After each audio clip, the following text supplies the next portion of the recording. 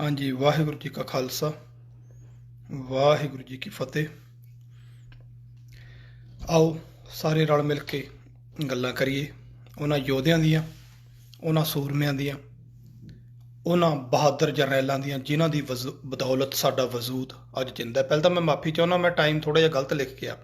ਮੈਂ ਕੈਨੇਡਾ ਵਾਲਾ ਯਾਨੀ ਕਿ ਟੋਰਾਂਟੋ ਦਾ ਟਾਈਮ ਤਾਂ ਅੱਧਾ ਘੰਟਾ ਅੱਗੇ ਕਰਤਾ, ਇੰਡੀਆ ਵਾਲਾ 8:30 ਕਰਤਾ ਜਦੋਂ ਕਿ 9 ਕਰਨਾ ਚਾਹੀਦਾ ਸੀ। ਸੋ ਉਹਦੇ ਕਰਕੇ ਮੈਂ ਮਾਫੀ ਚਾਹੁੰਦਾ, ਥੋੜ੍ਹੀ ਜਿਹੀ ਮੇਰੇ ਤੋਂ ਗੁਸਤਾਖੀ ਗਲਤੀ ਹੋ ਗਈ। ਸੋ ਖਿਮਾ ਦਾ ਜਾਚਕ ਹਾਂ, ਅੱਗੇ ਨੂੰ ਧਿਆਨ ਰੱਖੂ। ਸੋ ਆਪਾਂ ਗੱਲ ਕਰੀਏ, ਆਪਾਂ ਜੋ ਗਾਥਾ ਲੈ ਕੇ ਚੱਲੇ ਹਾਂ, ਕਿਉਂਕਿ ਸ਼ੁਰੂ ਕਰ ਚੁੱਕੇ ਹਾਂ ਸਾਡੇ ਸਭ ਤੋਂ ਵੱਡੇ, ਸਭ ਤੋਂ ਵੱਡਾ ਸਤਿਗੁਰ ਨਾਨਕ ਜਿਨ ਕਲ ਰਾਖੀ ਮੇਰੀ। ਇੱਥੇ ਮੈਂ ਇੱਕ ਬੇਨਤੀ ਕਰ ਜਾਵਾਂ, ਕਈ ਬੰਦੇ ਕਹਿੰਦੇ ਨਹੀਂ ਜੀ ਇੱਥੇ ਲਿਖਿਆ ਸਭ ਤੋਂ ਵੱਡਾ ਸਤਿਗੁਰ ਨਾਨਕ ਜਿਨ ਕਲ ਰਾਖੀ ਮੇਰੀ, ਕਿਉਂਕਿ ਗੁਰੂ ਨੂੰ ਉਹ ਕਹਿੰਦੇ ਨਹੀਂ ਜੀ ਇੱਥੇ ਗੁਰੂ ਨਾਨਕ ਸਾਹਿਬ ਨੂੰ ਤਾਂ ਵੱਡਾ ਕਿਤੇ ਲਿਖਿਆ ਹੀ ਨਹੀਂ ਹੋਇਆ। ਪਰ ਗੁਰਬਾਣੀ ਨੂੰ ਜਦੋਂ ਤੁਸੀਂ ਪੜ੍ਹੋਗੇ, ਸਮਝੋਗੇ, ਪਹਿਲੀ ਗੱਲ ਤਾਂ ਭਾਈ ਗੁਰਦਾਸ ਨੂੰ ਪੁੱਛ ਲਈ ਜਿਹੜੇ ਕਹਿੰਦੇ ਨੇ ਸਤਿਗੁਰ ਇੱਥੇ ਗੁਰੂ ਪਾਤਸ਼ਾਹ ਨੂੰ ਨਹੀਂ ਲਿਖਿਆ ਗਿਆ। ਉਹ ਕਹਿੰਦੇ ਸਤਿਗੁਰ ਨਾਨਕ ਪ੍ਰਗਟਿਆ, ਮਿਟੀ ਧੁੰਦ ਜਗ ਚਾਨਣ ਹੋਆ।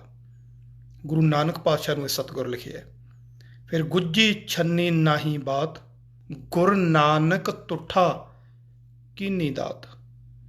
ਸੋ ਗੁਰੂ ਨਾਨਕ ਸਾਡੇ ਲਈ ਸਰਬੋਤਮ ਨੇ, ਰਹਿਣਗੇ ਹਮੇਸ਼ਾ ਹੀ ਸਾਡੇ ਰਹਿਨੁਮਾ ਨੇ, ਸਭ ਕੁਝ ਸਾਡੇ ਨੇ ਉਹ। ਸੋ ਇਹ ਵੀ ਆਪਾਂ ਹੌਲੀ ਹੌਲੀ ਗੁਰਬਾਣੀ ਵਾਲੇ ਪਾਸੇ ਆਉਣਾ, ਗੁਰੂ ਪਾਤਸ਼ਾਹ ਬਖਸ਼ਿਸ਼ ਕਰਨ। ਸੋ ਗੱਲ ਕਰ ਰਹੇ ਸੀ ਆਪਾਂ ਕਿ ਕਿਵੇਂ ਗੁਰੂ ਨਾਨਕ ਪਾਤਸ਼ਾਹ ਮਹਾਰਾਜ ਨੇ ਇਸ ਧਰਮ ਦੀ, ਇਸ ਕੌਮ ਦੀ ਨੀਂਹ ਰੱਖੀ ਅਤੇ ਇਹਦੇ ਉੱਤੇ ਇੱਕ ਮਹਿਲ, ਮਜ਼ਬੂਤ ਮਹਿਲ ਬਣਾਉਣ ਦੇ ਲਈ ਉਹਨਾਂ ਤੋਂ ਬਾਅਦ ਉਹਨਾਂ ਦੇ ਸਹਿਯੋਗ ਨੌਜਾਨਸ਼ੀਨ ਕਿਸ ਢੰਗ ਦੇ ਨਾਲ ਆਪਣਾ ਖੂਨ ਛਿੜਕ ਕੇ ਇਹਨੂੰ ਸਿੰਜਦੇ ਰਹੇ। ਦਸ਼ਮੇਸ਼ ਪਿਤਾ ਜੀ ਨੇ ਸੰਪੂਰਨਤਾ ਬਖਸ਼ ਕੇ ਖਾਲਸਾ ਪੰਥ ਨੂੰ ਸੰਪੂਰਨ ਕਹਿ ਕੇ ਕਿਹਾ, ਖਾਲਸਾ ਅਕਾਲ ਪੁਰਖ ਕੀ ਫੌਜ, ਪ੍ਰਗਟਿਓ ਖਾਲਸਾ ਪਰਮਾਤਮ ਕੀ ਮੌਜ। ਤਾਂ ਉਦੋਂ ਬਾਅਦ ਰੰਗ ਮੰਚ ਦੇ ਉੱਤੇ ਆਉਂਦਾ ਇੱਕ ਬੱਬਰ ਸ਼ੇਰ, ਬਾਬਾ ਬੰਦਾ ਸਿੰਘ ਬਹਾਦਰ, ਜਿਨ੍ਹਾਂ ਨੂੰ ਆਪਾਂ ਸਤਿਕਾਰ ਦੇ ਨਾਲ ਬਾਬਾ ਜੀ ਕਹਿ ਕੇ ਯਾਦ ਕਰਦੇ ਹਾਂ। ਬੇਤਾਜ ਬਾਦਸ਼ਾਹ ਸਾਡੀ ਕੌਮ ਦਾ, ਸਿੱਖ ਰਾਜ ਦਾ ਮੋਢੀ, ਉਹ ਕਾਰਜ ਕਰਨ ਵਾਲਾ ਜਿਹੜੇ ਅੰਗਰੇਜ਼ ਉਹ ਤੋਂ 200-250 ਸਾਲ ਬਾਅਦ ਵੀ ਨਹੀਂ ਕਰ ਸਕੇ। ਦੁਨੀਆ ਵਿੱਚ ਜਿੱਥੇ ਸਾਰੇ ਪਾਸੇ ਜ਼ਿਮੀਂਦਾਰਾ ਸਿਸਟਮ ਸਾਰੀ ਦੁਨੀਆ 'ਚ ਫੈਲਿਆ ਹੋਇਆ ਸੀ, ਅਮੀਰ ਗਰੀਬ ਦਾ ਵੱਡਾ ਵਿਤਕਰਾ, ਪਹਿਲੀ ਵਾਰ ਇਸ ਯੋਧੇ ਨੇ ਦੁਨੀਆ ਦੇ ਨਕਸ਼ੇ 'ਚ ਦੱਸਿਆ ਕਿਰਤੀ ਅਸਲ ਦੇ ਵਿੱਚ ਕਿਰਤ ਦਾ ਮੁੱਲ ਕੀ ਹੁੰਦਾ ਹੈ। ਜਿਹੜੇ ਕਾਮਰੇਡ ਜਿਹੜੇ ਕਹਿੰਦੇ ਨੇ ਨਾ ਕਿ ਕਿਰਤੀਆਂ ਨੂੰ ਐਦਾਂ ਕਰੋ, ਐਂ ਕਰੋ, ਉਹਨਾਂ ਨੂੰ ਸ਼ਾਇਦ ਕਦੇ ਬੰਦਾ ਬਹਾਦਰ ਬਾਰੇ ਪੜ੍ਹਿਆ ਜਾਂ ਸੁਣਿਆ ਨਹੀਂ, ਜਾਂ ਉਹਨਾਂ ਦੇ ਅੱਖਾਂ 'ਤੇ ਪੱਟੀ ਬੰਨੀ ਹੋਈ ਹੈ। ਉਹ ਗੁਰੂ ਦੇ ਬੰਦਿਆਂ ਦੀ ਜਾਂ ਗੁਰੂ ਦੀ ਗੱਲ ਕਰਨਾ ਨਹੀਂ ਚਾਹੁੰਦੇ। ਪ੍ਰੈਕਟੀਕਲ ਰੂਪ 'ਚ ਕੀਤਾ, ਪ੍ਰੈਕਟੀਕਲ 'ਚ ਇਸ ਸ਼ੇਰ ਨੇ। ਹੁਣ ਛੋਟੀਆਂ ਛੋਟੀਆਂ ਗੱਲਾਂ ਆਪਾਂ ਸਾਂਝੀਆਂ ਕਰਦੇ ਹਾਂ। ਜਦੋਂ ਸਰਹੰਦ ਫਤਿਹ ਕਰ ਲਈ, ਸਮਾਣਾ ਫਤਿਹ ਕਰ ਲਿਆ, ਸਢੌਰਾ ਫਤਿਹ ਕਰ ਲਿਆ, ਮਲੇਰਕੋਟਲਾ ਮਾਰ ਲਿਆ, ਜਾਣੀ ਕਿ ਇੱਕ ਵੱਡਾ ਏਰੀਆ ਜਿੱਤ ਲਿਆ, ਬਾਬਾ ਬਾਜ ਸਿੰਘ ਨੂੰ ਸਰਹੰਦ ਦਾ ਅਤੇ ਫਤਿਹ ਸਿੰਘ ਜੀ ਨੂੰ ਆਪਣਾ ਸਮਾਣੇ ਦਾ ਫੌਜਦਾਰ ਨਿਯੁਕਤ ਕਰਕੇ ਕਹਿਤਾ ਕਿ ਤੁਸੀਂ ਇੱਥੇ ਰਾਜ ਪ੍ਰਬੰਧ ਸਾਂਭੋ, ਮੈਂ ਅਗਲੀਆਂ ਮੁਹਿੰਮਾਂ 'ਤੇ ਚੱਲਦਾ। ਹੈਰਾਨੀ ਇਸ ਗੱਲ ਦੀ ਹੈ ਜਦੋਂ ਕਿ ਹੋਣਾ ਉਲਟ ਚਾਹੀਦਾ ਸੀ ਵੀ ਮੈਂ ਬਹਿਣਾ, ਤੁਸੀਂ ਚਲੋ ਮਾਰਾ ਮਾਰੋ, ਜਿੱਤੀ ਜਾਓ ਅਤੇ ਲਾ ਕੇ ਸ਼ਾਮਲ ਕਰੀ ਚੱਲੋ, ਜਿੱਥੇ ਮੇਰੀ ਲੋੜ ਹੋਊ ਆਜੂ। ਨਾ, ਆਪ ਤੁਰ ਪਿਆ, ਯੂਪੀ ਵੱਲ ਤੁਰ ਪਿਆ, ਸਹਾਰਨਪੁਰ, ਕਿਉਂਕਿ ਉੱਥੋਂ ਦੇ ਪ੍ਰਚਾਰਕ ਦੀ ਬੇਨਤੀ ਆਈ ਸੀ ਕਿ ਇੱਥੋਂ ਦਾ ਫੌਜਦਾਰ ਨਵੇਂ ਸਜੇ ਸਿੰਘਾਂ ਨੂੰ ਅਤੇ ਹਿੰਦੂਆਂ 'ਤੇ ਬਹੁਤ ਜ਼ੁਲਮ ਕਰ ਰਿਹਾ। ਬਾਬਾ ਜੀ ਉੱਧਰ ਨੂੰ ਹੋ ਤੁਰੇ। ਉੱਥੇ ਜਾ ਕੇ ਪਹਿਲੇ ਹਮਲੇ 'ਚ, ਕਿਉਂਕਿ ਜਿਹੜੇ ਸਰਹੰਦ ਦੇ ਸੂਬੇਦਾਰ ਤੋਂ ਨਹੀਂ ਰੁਕੇ, ਭਾਵੇਂ ਇਹ ਨਹੀਂ ਕਿ ਇਹਨੂੰ ਜਿੱਤਣਾ ਸੌਖਾ ਸੀ ਨਾ ਇਲਾਕਾ ਨੂੰ, ਨਾ, ਬਹੁਤ ਤਾਕਤਵਰ ਤੇ, ਪਰ ਉਹ ਫੌਜਦਾਰ ਇੰਨਾ ਭੈਭੀਤ ਹੋਇਆ ਕਿਉਂਕਿ ਬੰਦੇ ਦੀ ਦਹਿਸ਼ਤ ਇੰਨੀ ਬੈਠ ਚੁੱਕੀ ਸੀ। ਜਦੋਂ ਪਤਾ ਲੱਗਾ ਵੀ ਬੰਦਾ ਆ ਰਿਹਾ, ਉਹ ਸਾਰਾ ਕੁਝ ਛੱਡ ਕੇ ਦਿੱਲੀ ਨੂੰ ਭੱਜ ਗਿਆ ਅਤੇ ਸਿੰਘਾਂ ਨੇ ਇਲਾਕਾ ਸਾਂਭ ਲਿਆ। ਫਿਰ ਨਾਲ ਉੱਥੇ ਬੈਠਿਆਂ ਨੂੰ ਬੇਨਤੀ ਕੀਤੀ ਕਿ ਬੇਹਟ, ਉੱਥੇ ਏਰੀਆ ਬੇਹਟ ਦੇ ਪੀਰਜ਼ਾਦੇ ਬਹੁਤ ਜ਼ੁਲਮ ਕਰਦੇ ਨੇ ਜੀ, ਬਹੁਤ ਤੰਗ ਕਰਦੇ ਨੇ, ਬਹੁਤ ਵੱਡਾ ਕਿਲ੍ਹਾ ਸੀ ਉਹਨਾਂ ਦਾ, ਉੱਧਰ ਨੂੰ ਰੁੱਖ ਕਰ ਲਿਆ। ਉਹਨੂੰ ਐਂ ਕਹਿ ਲਓ ਵੀ ਫੂਟਾ ਥੇ ਬਣਾਤਾ, ਉਹਦਾ ਫੂਟਾ ਥੇ ਅੱਜ ਵੀ ਨਾਮ, ਤਬਾਹ ਕਰਕੇ ਰੱਖਤਾ। ਸਿੱਖ ਠਾਣੇ ਕਾਇਮ ਕਰਤੇ, ਜਿੱਧਰ ਨੂੰ ਬੰਦਾ ਪੈਂਦਾ ਸੀ ਤੂਫਾਨ ਬਣ ਕੇ ਉਹਦੇ ਅੱਗੇ ਜ਼ੁਲਮ ਦੇ ਸਾਮਰਾਜ ਖੜੇ ਕਰੇ, ਅੱਖਾਂ ਕਾਨਿਆਂ ਵਾਂਗੂ ਉੱਡਦੇ ਨਜ਼ਰ ਆਉਂਦੇ ਤੇ ਜਦੋਂ ਇਹ ਦਰਬਾਰ ਲਾਉਂਦੇ ਕਿਤੇ ਵੀ, ਇੱਕ ਵਾਰੀ ਇਹਨਾਂ ਕੋਲ ਨੇ ਦਰਬਾਰ, ਕਿਉਂਕਿ ਇਹਨਾਂ ਨੇ ਐਲਾਨ ਕਰਤਾ ਵੀ ਜਿੱਥੇ ਕੋਈ ਜ਼ਿਮੀਂਦਾਰ ਹੈ ਜਿਹੜਾ ਪਿੰਡਾਂ 'ਚ ਤੰਗ ਕਰ ਰਿਹਾ, ਜਿਹਨੇ ਇਲਾਕੇ ਦੇ ਕਬਜ਼ੇ ਕੀਤੇ, ਉਹਨਾਂ ਨੂੰ ਖਤਮ ਕਰ ਦਿਓ ਤੇ ਠਾਣੇ ਆਪਦੇ ਬਿਠਾ ਦਿਓ।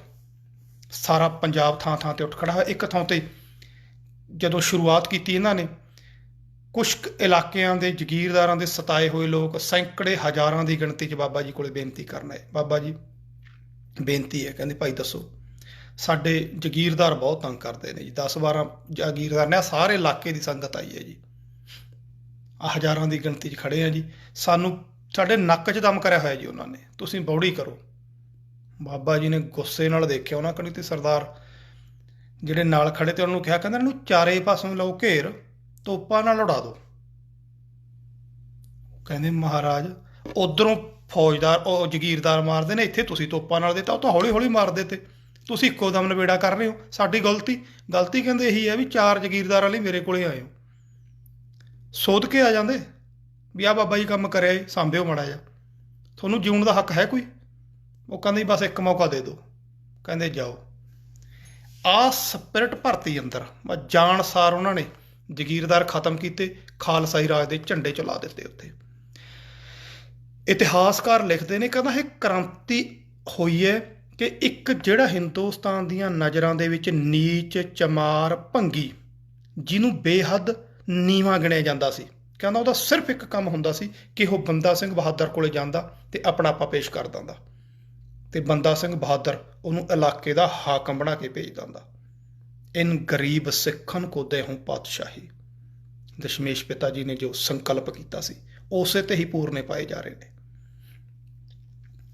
ਉਹ ਕਹਿੰਦਾ ਜਿਹੜੇ ਅਖੌਤੀ, ਕੁਲੀਨ ਤੇ ਉੱਚੀਆਂ ਜਾਤਾਂ ਵਾਲੇ ਲੋਕ, ਜਿਹੜੇ ਉਹਨੂੰ ਪਿੰਡ 'ਚ ਤਿਰਸਕਾਰਦੇ ਤੇ ਗਾਲ ਤੋਂ ਬਿਨਾਂ ਗੱਲ ਨਹੀਂ ਕਰਦੇ ਤੇ ਜਿਹੜੇ ਪੈਰ 'ਚ ਜੁੱਤੀ ਨਹੀਂ ਪਾਉਣ ਦਿੰਦੇ ਤੇ ਸਿਰ ਤੇ ਪੱਗ ਨਹੀਂ ਬੰਨ੍ਹਣ ਦਿੰਦੇ ਤੇ ਜਿਹਨੂੰ, ਉਹ ਕੁਲੀਨ ਲੋਕ ਜਦੋਂ ਇਹ ਬੰਦਾ ਸਿੰਘ ਦਾ ਪਰਵਾਨਾ ਲੈ ਕੇ, ਤੇ ਉਹਨਾਂ ਕੋਲੇ ਕਿਹੜਾ ਬਹੁਤ ਕੁਝ ਸੀ, ਇੱਥੋਂ ਤੱਕ ਵੀ ਸਿੱਖਾਂ ਨੂੰ ਕਈ ਵਾਰੀ ਉਹ ਆਪਣੇ ਤਨ ਦੀ ਕੋਈ ਲੀਰ ਵੀ ਪਾੜ ਕੇ ਦੇ ਦਿੰਦੇ, ਦਸਤਾਰੇ 'ਚੋਂ ਲੀਰ ਪਾੜ ਕੇ ਦੇ ਦਿੰਦੇ, ਕੋਈ ਵੀ ਸਿੱਖ ਦੇ ਦਿੰਦਾ ਕਿ ਆਹ ਬੰਨ੍ਹ ਲੈ, ਬਸ ਇਹ ਸਾਡਾ, ਇਹ ਸਮਝ ਲੈ ਕਿ ਇੱਕ ਨਿਸ਼ਾਨੀ ਹੈ ਕਿ ਤੂੰ ਹੁਣ ਸਾਡੀ ਕੌਮ 'ਚ, ਸਾਡੀ ਫੌਜ 'ਚ ਸ਼ਾਮਲ ਹੈ।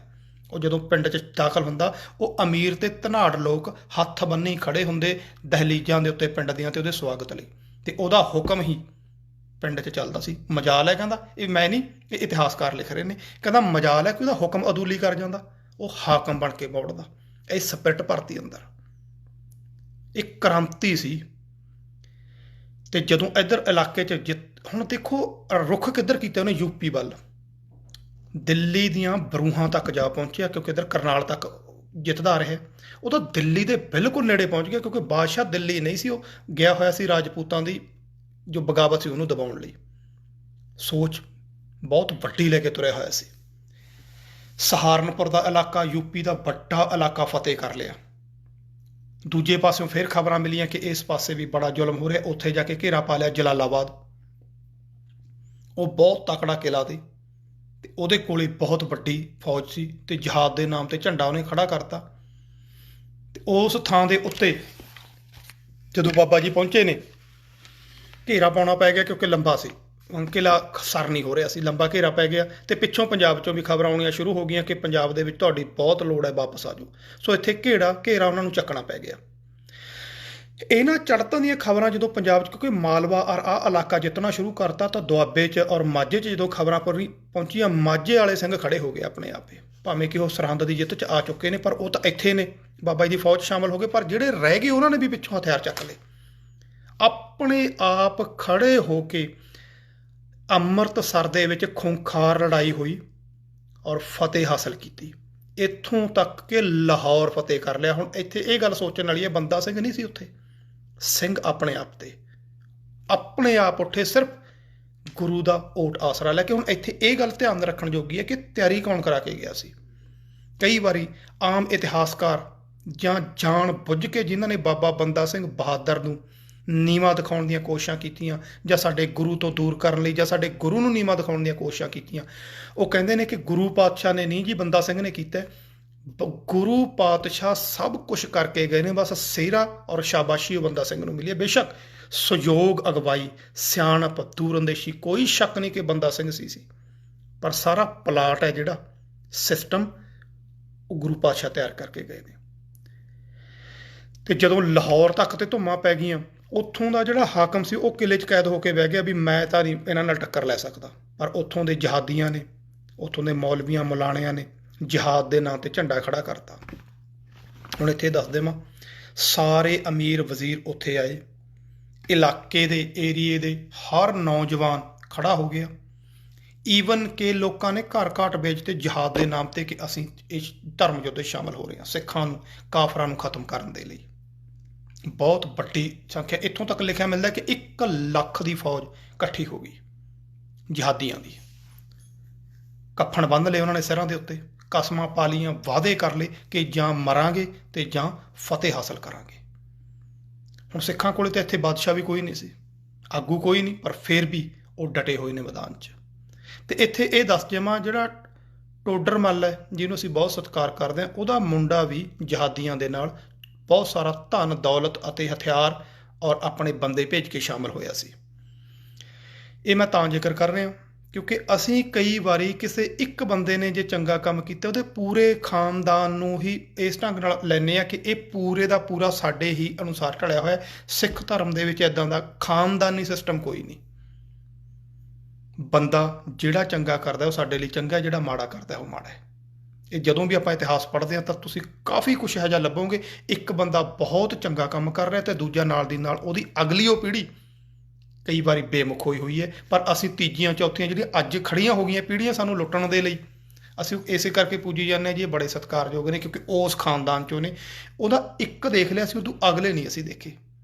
ਟੋਡਰ ਮੱਲ ਜੀ ਸਾਡੇ ਲਈ ਹਮੇਸ਼ਾ ਸਤਿਕਾਰਯੋਗ ਰਹਿਣਗੇ, ਪਰ ਉਹਨਾਂ ਦਾ ਖਾਨਦਾਨ ਹੈ ਜਿਹੜਾ ਉਹ ਸਾਰੇ ਦਾ ਸਾਰਾ ਨਹੀਂ। ਅੱਜ ਅਸੀਂ ਕਾਰਗੁਜ਼ਾਰੀ ਦੇਖੀ ਵੀ ਤੁਹਾਡੀ ਹੈ ਕੀ। ਸੋ ਇਹ ਕਿਸੇ ਲਈ ਵੀ, ਇਕੱਲਾ ਇਹ ਨਹੀਂ ਕਿ ਟੋਡਰ ਮੱਲ ਜੀ, ਇਹ ਬਹੁਤ ਸਾਰੇ ਨੇ। ਅੱਜ ਕੱਲ੍ਹ ਭਾਵੇਂ ਸਾਡੇ ਪ੍ਰੋਬਲਮ ਇਹ ਚੱਲ ਰਹੀ ਹੈ ਕਿ ਹਰ ਬੰਦਾ ਕਿਸੇ ਨਾ ਕਿਸੇ ਨਾਲ ਜੋੜ ਕੇ ਆਪਣੇ ਆਪ ਨੂੰ ਗੁਰੂ ਵਾਲਾ ਨਹੀਂ, ਗੁਰੂ ਤਾਂ ਛੱਡ ਚੁੱਕੇ ਅਸੀਂ। ਅਸੀਂ ਜੀ ਗੁਰੂ ਦੀ ਖਾਨਦਾਨ 'ਚ ਅਸੀਂ ਸੋਢੀ ਹਾਂ ਜੀ, ਅਸੀਂ ਬੇਦੀ ਹਾਂ ਜੀ, ਅਸੀਂ ਤ੍ਰੇਹਣ ਹਾਂ ਜੀ, ਅਸੀਂ ਭੱਲੇ ਹਾਂ ਜੀ, ਪੂਰੀ ਦੀ ਪੂਰੀ। ਅਸੀਂ ਤਾਂ ਉਹਦਾ ਕਾਰਨ ਕੀ, ਅਸੀਂ ਉੱਚੇ ਹਾਂ, ਤੁਹਾਡੇ ਨਾਲੋਂ ਵੱਖਰੇ ਹਾਂ ਜੀ, ਅਸੀਂ ਤਾਂ ਗੁਰੂ ਦੇ ਵੰਸ਼। ਫਿਰ ਗੁਰੂ ਵਰਗੇ ਬਣ ਕੇ ਵੀ ਦਿਖਾਓ। ਅਸੀਂ ਸ਼੍ਰੀ ਚੰਦੇ ਹਾਂ ਜੀ ਕਿਉਂਕਿ ਗੁਰੂ ਦਾ ਬੇਟੇ ਹਾਂ। ਅਸੀਂ ਦਾਦੂ ਦਾਸੂ 'ਚੋਂ ਹਾਂ ਜੀ, ਉਹ ਵੀ ਗੁਰੂ ਦੇ ਬੇਟੇ ਹਾਂ। ਕਦੇ ਇਹ ਨਹੀਂ ਕਹਿੰਦੇ ਅਸੀਂ ਗੁਰੂ ਗੋਬਿੰਦ ਸਿੰਘ ਦੇ ਹਾਂ ਵੀ ਸਾਹਿਬਜ਼ਾਦੇ ਹਾਂ, ਕਿਉਂ? ਉੱਥੇ ਪਤਾ ਵੀ ਸ਼ਹਾਦਤਾਂ ਨੇ, ਉਹ ਨਹੀਂ ਬਣਨਾ। ਸ਼ਹਾਦਤਾਂ ਵਾਲੇ ਪਾਸੇ ਤਾਂ ਤੁਰਨਾ ਨਹੀਂ ਨਾ। ਅਸੀਂ ਵਿਧੀ ਚੰਦ 'ਚੋਂ ਹਾਂ ਜੀ। ਆਹ ਹੁਣ ਡਾਂਗਾਂ ਖੜਕ ਕੇ ਹਟੀਆਂ ਨੇ ਵਿਧੀ ਚੰਦ ਵਾਲਿਆਂ ਦੀ, ਤੁਹਾਨੂੰ ਪਤਾ ਹੀ ਹੈ। ਦੋਏ ਭਾਈਆਂ ਦਾ ਜਾਇਦਾਦ ਪਿੱਛੇ ਰੌਲਾ ਪਿਆ। ਮਾਂ ਕਹਿੰਦੀ ਮੈਨੂੰ ਖਾਣਾ ਨਹੀਂ, ਹਾਂ ਕੁਛ ਦਿੰਦੇ ਨਹੀਂ ਜੀ, ਮੈਂ ਭੁੱਖੀ ਮਰਦੀ ਹਾਂ। ਉਹ ਅਸੀਂ ਵਿਧੀ ਚੰਦ ਜੀ, ਤੇ ਹੁਣ ਵਿਧੀ ਚੰਦ ਜੀ ਦੀ ਔਲਾਦ ਡਾਂਗੋ ਡਾਂਗੀ ਹੋ ਰਹੀ ਹੈ। ਇਹ ਨਹੀਂ ਕਿ ਕੌਮ ਪਿੱਛੇ ਜਾਂ ਧਰਮ ਪਿੱਛੇ, ਜਾਇਦਾਦ ਪਿੱਛੇ। ਦੋਏ ਭਾਈਆਂ ਲੜ ਪਏ, ਗੋਲੀਆਂ ਚੱਲੀਆਂ, ਪੁਲਿਸ ਆਈ। ਹੁਣ ਮਸਲਾ ਅਕਾਲ ਤਖਤ ਤੇ ਗਿਆ। ਅਕਾਲ ਤਖਤ ਵਾਲਿਆਂ ਨੇ ਵੰਡ ਵੰਡਾਈ ਕਰਾਤੀ ਸਹੀ ਢੰਗ ਦੇ ਨਾਲ। ਬਸ ਹੋਰ ਤਾਂ ਉਹਨਾਂ ਨੇ ਕੀ ਕਰਨਾ ਹੋਣਾ ਵੀ ਭਾਈ ਅੱਧੋ ਅੱਧ ਕਰ ਲਓ, ਕਾਹਨੂੰ ਜਲੂਸ ਕੱਢਦੇ ਹੋ। ਤੇ ਉਹਨਾਂ ਨੂੰ ਵੀ ਪਤਾ ਸੀ ਵੀ ਜਲੂਸ ਕਢਾ ਕੇ ਹੁਣ ਸਾਡਾ ਹੀ ਨੁਕਸਾਨ ਹੈ, ਜਿਹੜਾ 4 ਪੈਸੇ ਆਉਂਦੇ ਨੇ ਉਹ ਮਾਰੇ ਜਾਣਗੇ। ਠੀਕ ਹੈ ਜੀ। ਇਹ ਖਾਨਦਾਨੀ ਲੋਕ ਨੇ ਜਿਹੜੇ ਇਸ ਕਰਕੇ ਸਾਡੇ ਤੋਂ ਪੂਜਾ ਕਰਵਾਉਂਦੇ ਨੇ ਕਿ ਅਸੀਂ ਉਹਦੇ ਵੰਸ਼ ਚੋਂ ਹਾਂ। ਵਿਧੀ ਚੰਦ ਕਿਹਦੇ ਵੰਸ਼ ਚੋਂ ਸੀ? ਗੁਰੂ ਦੇ। ਤਾਂ ਗੁਰੂ ਦਾ ਬਣ ਗਿਆ ਦੀ। ਪਰ ਇਹ ਨਹੀਂ ਬਣਦੇ। 5 ਪਿਆਰਿਆਂ ਦੀਆਂ ਵੰਸ਼ਾਂ ਤੋਰੀ ਬੈਠੇ ਨੇ। ਅਸੀਂ ਭਾਈ ਦਇਆ ਸਿੰਘ ਚੋਂ ਹਾਂ ਜੀ, ਅਸੀਂ ਫਲਾਣੇ ਚੋਂ ਹਾਂ ਜੀ, ਅਸੀਂ ਭਾਈ ਕਨ੍ਹਈਆ ਜੀ ਚੋਂ ਹਾਂ ਜੀ। ਮਤਲਬ ਅਸੀਂ ਸਿੱਖਾਂ ਦੇ ਸਿੱਖ ਬਣ ਰਹੇ ਹਾਂ। ਅਸੀਂ ਬਾਬਾ ਦੀਪ ਸਿੰਘ ਚੋਂ ਹਾਂ ਜੀ, ਅਸੀਂ ਬਾਬਾ ਮਨੀ ਸਿੰਘ ਚੋਂ ਹਾਂ ਜੀ, ਬੰਦਾ ਸਿੰਘ ਚੋਂ ਹਾਂ ਜੀ, ਬੰਦਈ ਜਾਂ ਤੱਤ ਖਾਲਸੇ ਵਾਲੇ। ਮਤਲਬ ਅਸੀਂ ਸਾਰੇ ਹੀ ਵੰਡ ਲਏ। ਗੁਰੂ ਦੇ ਕਿਉਂ ਨਹੀਂ ਅਸੀਂ? ਬਾਬਾ ਦੀਪ ਸਿੰਘ ਜੀ ਕਿਹਦੇ ਤੇ? ਭਾਈ ਮਨੀ ਸਿੰਘ ਜੀ ਕਿਹਦੇ ਤੇ? ਅਸੀਂ ਕਿਉਂ ਨਹੀਂ ਕਹਿੰਦੇ ਅਸੀਂ ਗੁਰੂ ਦੇ ਹਾਂ? ਗੁਰੂ ਘਰ ਜਨਮ ਤੁਮਾਰੇ ਹੋਏ, ਪਿਛਲੇ ਜਾਤ ਵਰਨ ਸਭ ਖੋਏ। ਸਾਰਾ ਕੁਛ ਤਾਂ ਖਤਮ ਹੋ ਜਾਂਦਾ ਜਦੋਂ ਗੁਰੂ ਦੇ ਬਣਦੇ ਹਾਂ ਅਸੀਂ। ਪਰ ਨਾ, ਅਸੀਂ ਬਖਰੇਵਾਂ ਚਾਹੁੰਦੇ ਹਾਂ ਹਾਲੇ ਵੀ। ਇਹ ਬਖਰੇਵੇਂ ਨੇ ਹੀ ਸਾਨੂੰ ਪਾੜਿਆ ਹੋਇਆ। ਸੋ ਕੋਸ਼ਿਸ਼ ਇਹੀ ਕਰੋ ਕਿ ਅਸੀਂ ਇੱਕੋ ਗੱਲ ਕਰਿਆ ਕਰੋ, ਅਸੀਂ ਗੁਰੂ ਦੇ ਹਾਂ ਜੀ, ਬਸ ਦੈਟ ਸੈਟ, ਹੋਰ ਕੁਛ ਨਹੀਂ। ਇਹਨਾਂ ਚੀਜ਼ਾਂ 'ਚੋਂ ਜਿੰਨਾ ਚਿਰ ਉੱਠਦੇ ਨਹੀਂ ਓਨਾ ਚਿਰ ਪੰਥ ਦਾ ਵੀ ਭਲਾ ਨਹੀਂ ਹੋ ਸਕਦਾ ਤੇ ਕੌਮ ਦਾ ਵੀ ਭਲਾ ਨਹੀਂ ਹੋ ਸਕਦਾ। ਸੋ ਆਪਾਂ ਗੱਲ ਕਰ ਰਹੇ ਸੀ, ਬਾਬਾ ਬੰਦਾ ਸਿੰਘ ਬਹਾਦਰ ਨੇ ਸਹਾਰਨਪੁਰ ਯੂਪੀ ਦੇ ਵਿੱਚ ਤਕੜਾ ਇੱਕ ਦਬਦਬਾ ਕਾਇਮ ਕਰ ਲਿਆ ਤੇ ਚੰਗੀ ਬਾਦਸ਼ਾਹਤ ਆਪਣੇ ਉੱਤੇ ਠਾਣੇ ਬਿਠਾ ਦਿੱਤੇ।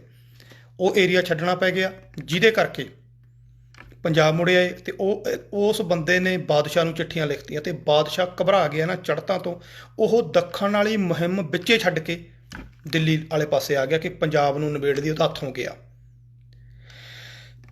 ਔਰ ਮੈਂ ਤੁਹਾਨੂੰ ਇੱਕ ਹੋਰ ਗੱਲ ਦੱਸ ਦੇਵਾਂ, 1710 ਦੇ ਵਿੱਚ ਪਹਿਲੀ ਵਾਰ ਸਿੱਖਾਂ ਨੂੰ ਸਮੂਲ ਚੋਂ ਖਤਮ ਕਰਨ ਦਾ ਫਰਮਾਨ ਬਾਦਸ਼ਾਹੀ ਵੱਲੋਂ ਪਹਿਲਾ ਜਿਹੜਾ ਫਰਮਾਨ ਹੈ ਉਹ ਬਹਾਦਰ ਸ਼ਾਹ ਨੇ ਜਾਰੀ ਕੀਤਾ ਸੀ ਕਿ ਸਿੱਖ ਕੌਮ ਨੂੰ ਖਤਮ ਕਰ ਦਿਓ।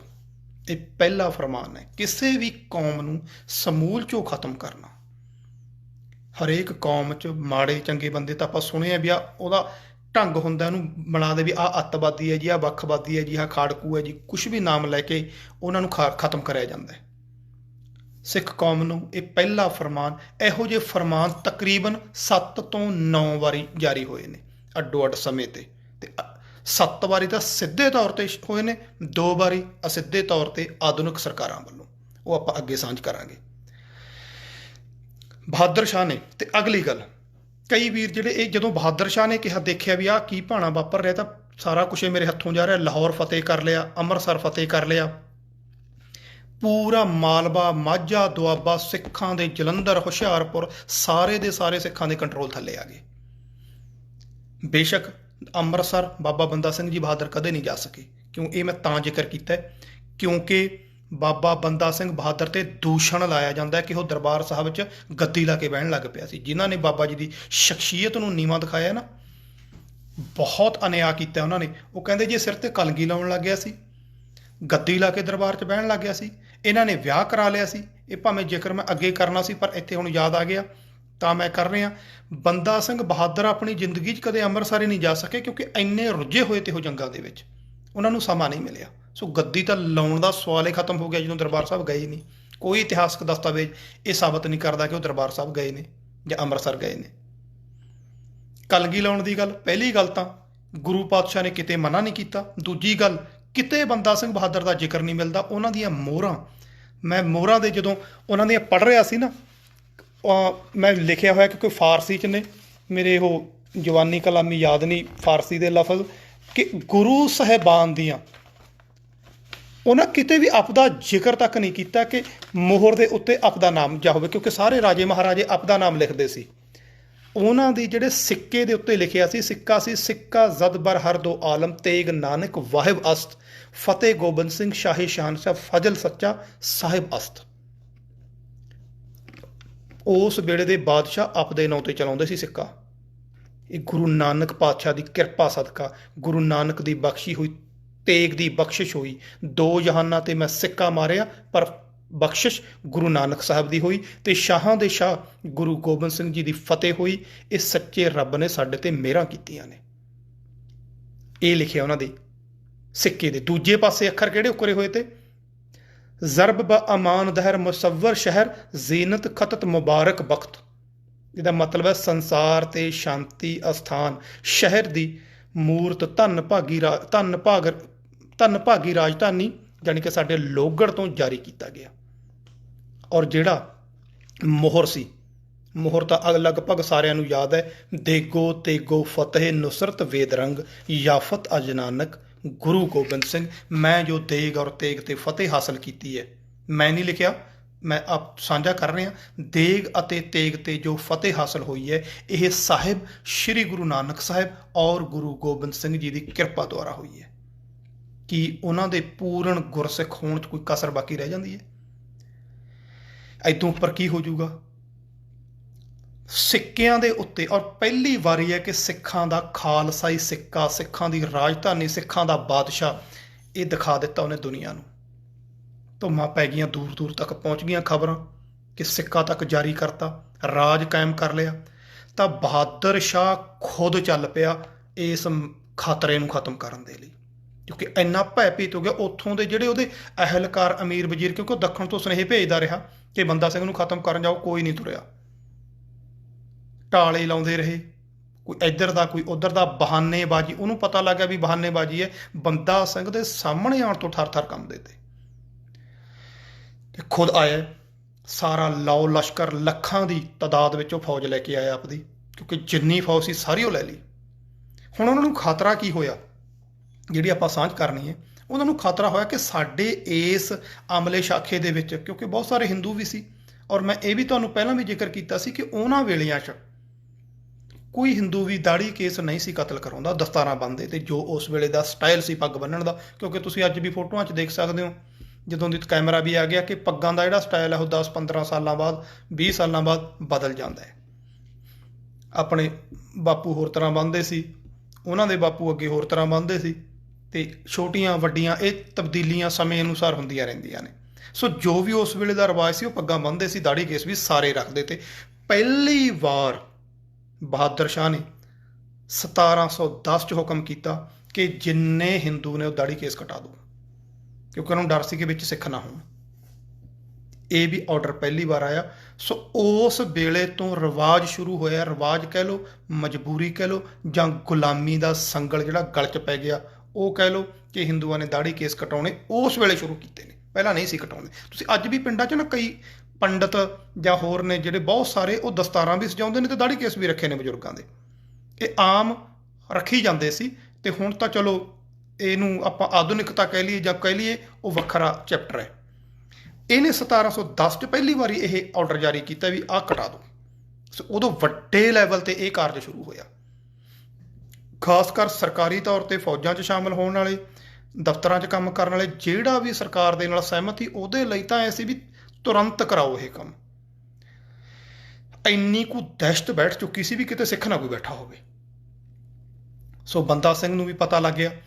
ਉਹ ਉਸ ਵੇਲੇ ਮੁਹਿੰਮ ਤੇ ਚੜ੍ਹਿਆ ਹੋਇਆ ਸੀ ਤੇ ਪਿੱਛੋਂ ਸਰਹੰਦ ਤੇ ਘੇਰਾ ਪੈ ਗਿਆ। ਉਧਰੋਂ ਲਾਹੌਰ ਜਿਹੜੇ ਸਿੱਖ ਸੀਗੇ ਉਹਨਾਂ ਦਾ ਟਾਕਰਾ ਹੋ ਰਿਹਾ ਤੇ ਸਿੱਖ ਪਿੱਛੇ ਹਟਦੇ ਇੱਕ ਗੜੀ 'ਚ ਬੌ ਗਏ ਤੇ ਆਲੇ ਦੁਆਲੇ ਮਲਖਈਏ ਨੇ ਘੇਰਾ ਪਾ ਲਿਆ। ਹੌਲੀ ਸਿੱਖਾਂ ਦੀ ਤਾਕਤ ਘਟਦੀ ਗਈ, ਕਿਉਂਕਿ ਵੱਡਾ ਘੇਰਾ ਸੀ। ਕਿਲੇ 'ਚੋਂ ਉਹ ਇੱਕ ਰਾਤ ਨੂੰ ਨਿਕਲੇ ਤੇ ਨੱਸ ਗਏ। ਇਹ ਗੁਰੀਲਾ ਯੁੱਧ ਦੀ ਸ਼ੁਰੂਆਤ ਵੀ ਬੰਦਾ ਸਿੰਘ ਬਹਾਦਰ ਨੇ ਕੀਤੀ। ਇਹਨੂੰ ਗੁਰੀਲਾ ਯੁੱਧ ਕਹਿੰਦੇ ਨੇ।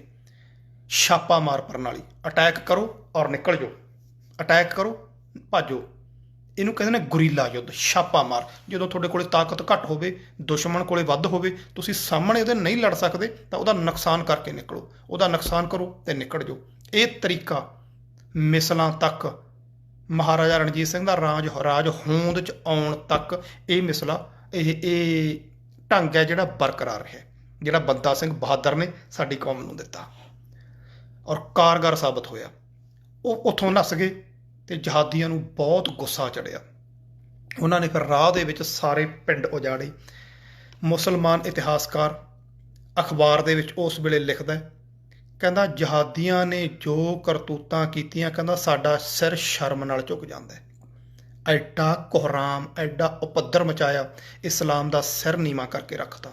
ਕੋਈ ਬਹੂ ਬੇਟੀ, ਕੋਈ ਬੱਚਾ, ਕੋਈ ਬਜ਼ੁਰਗ, ਕੋਈ ਘਰ ਘਟ ਤਬਾਹ ਕਰੇ ਬਿਨਾਂ ਨਹੀਂ ਛੱਡਿਆ। ਐਡੀ ਨੀਚਤਾ, ਕਹਿੰਦਾ ਇਹ ਹੋਛਾਪਣ, ਇਹ ਮਕਾਰੀ ਕਿੱਥੋਂ ਆ ਗਈ ਉਹਨਾਂ ਦੇ ਅੰਦਰ। ਸਰਕਾਰ ਦਾ ਸਿਰ ਝੁਕਾਤਾ ਉਹਨਾਂ ਨੇ, ਇੰਨਾ ਕੁ ਜ਼ੁਲਮ ਕੀਤਾ ਉਹਨਾਂ ਬੇਲਗਾਮਿਆਂ ਨੇ।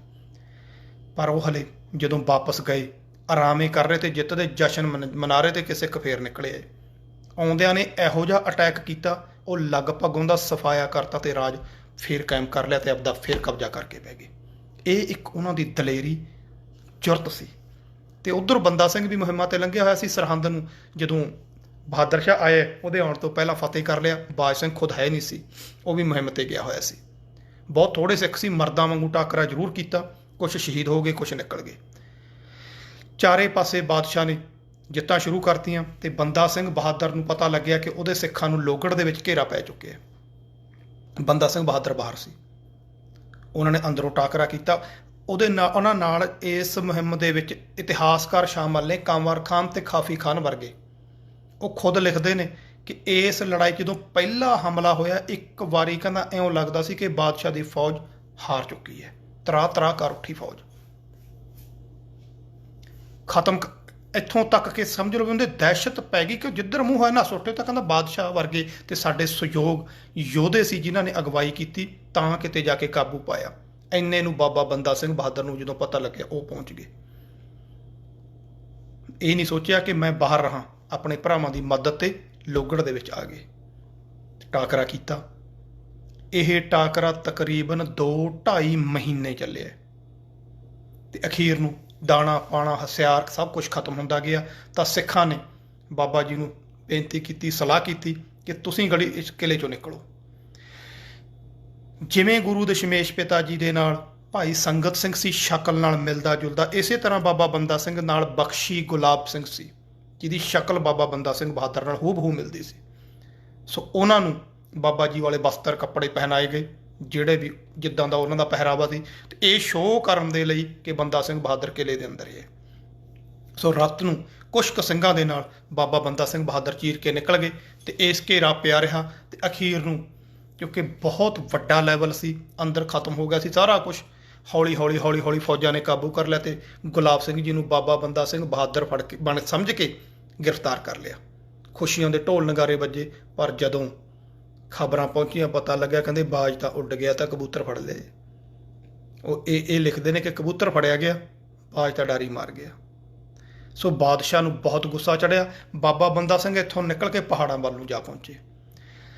ਬਾਦਸ਼ਾਹ ਆਪਣੀਆਂ ਫੌਜਾਂ ਲਈ ਫਿਰੀ ਗਿਆ, ਤਕਰੀਬਨ 3 ਮਹੀਨੇ ਆਲੇ ਦੁਆਲੇ ਦੇ ਇਲਾਕੇ 'ਚ ਫਿਰੀ ਗਿਆ ਕਿ ਕਿਸੇ ਤਰ੍ਹਾਂ ਇਸ ਮੁਹਿੰਮ ਨੂੰ ਦਬਾਇਆ ਜਾ ਸਕੇ, ਪਰ ਹੈ ਮਨੋਂ ਨਿਰਾਸ਼ ਹੋਇਆ ਸੀ।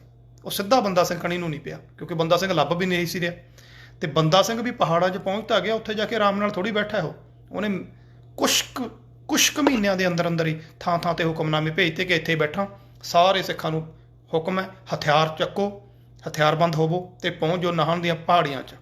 ਜਿਹਨੂੰ ਖਬਰ ਮਿਲਦੀ ਗਈ ਉੱਧਰ ਪਹੁੰਚ ਗਏ।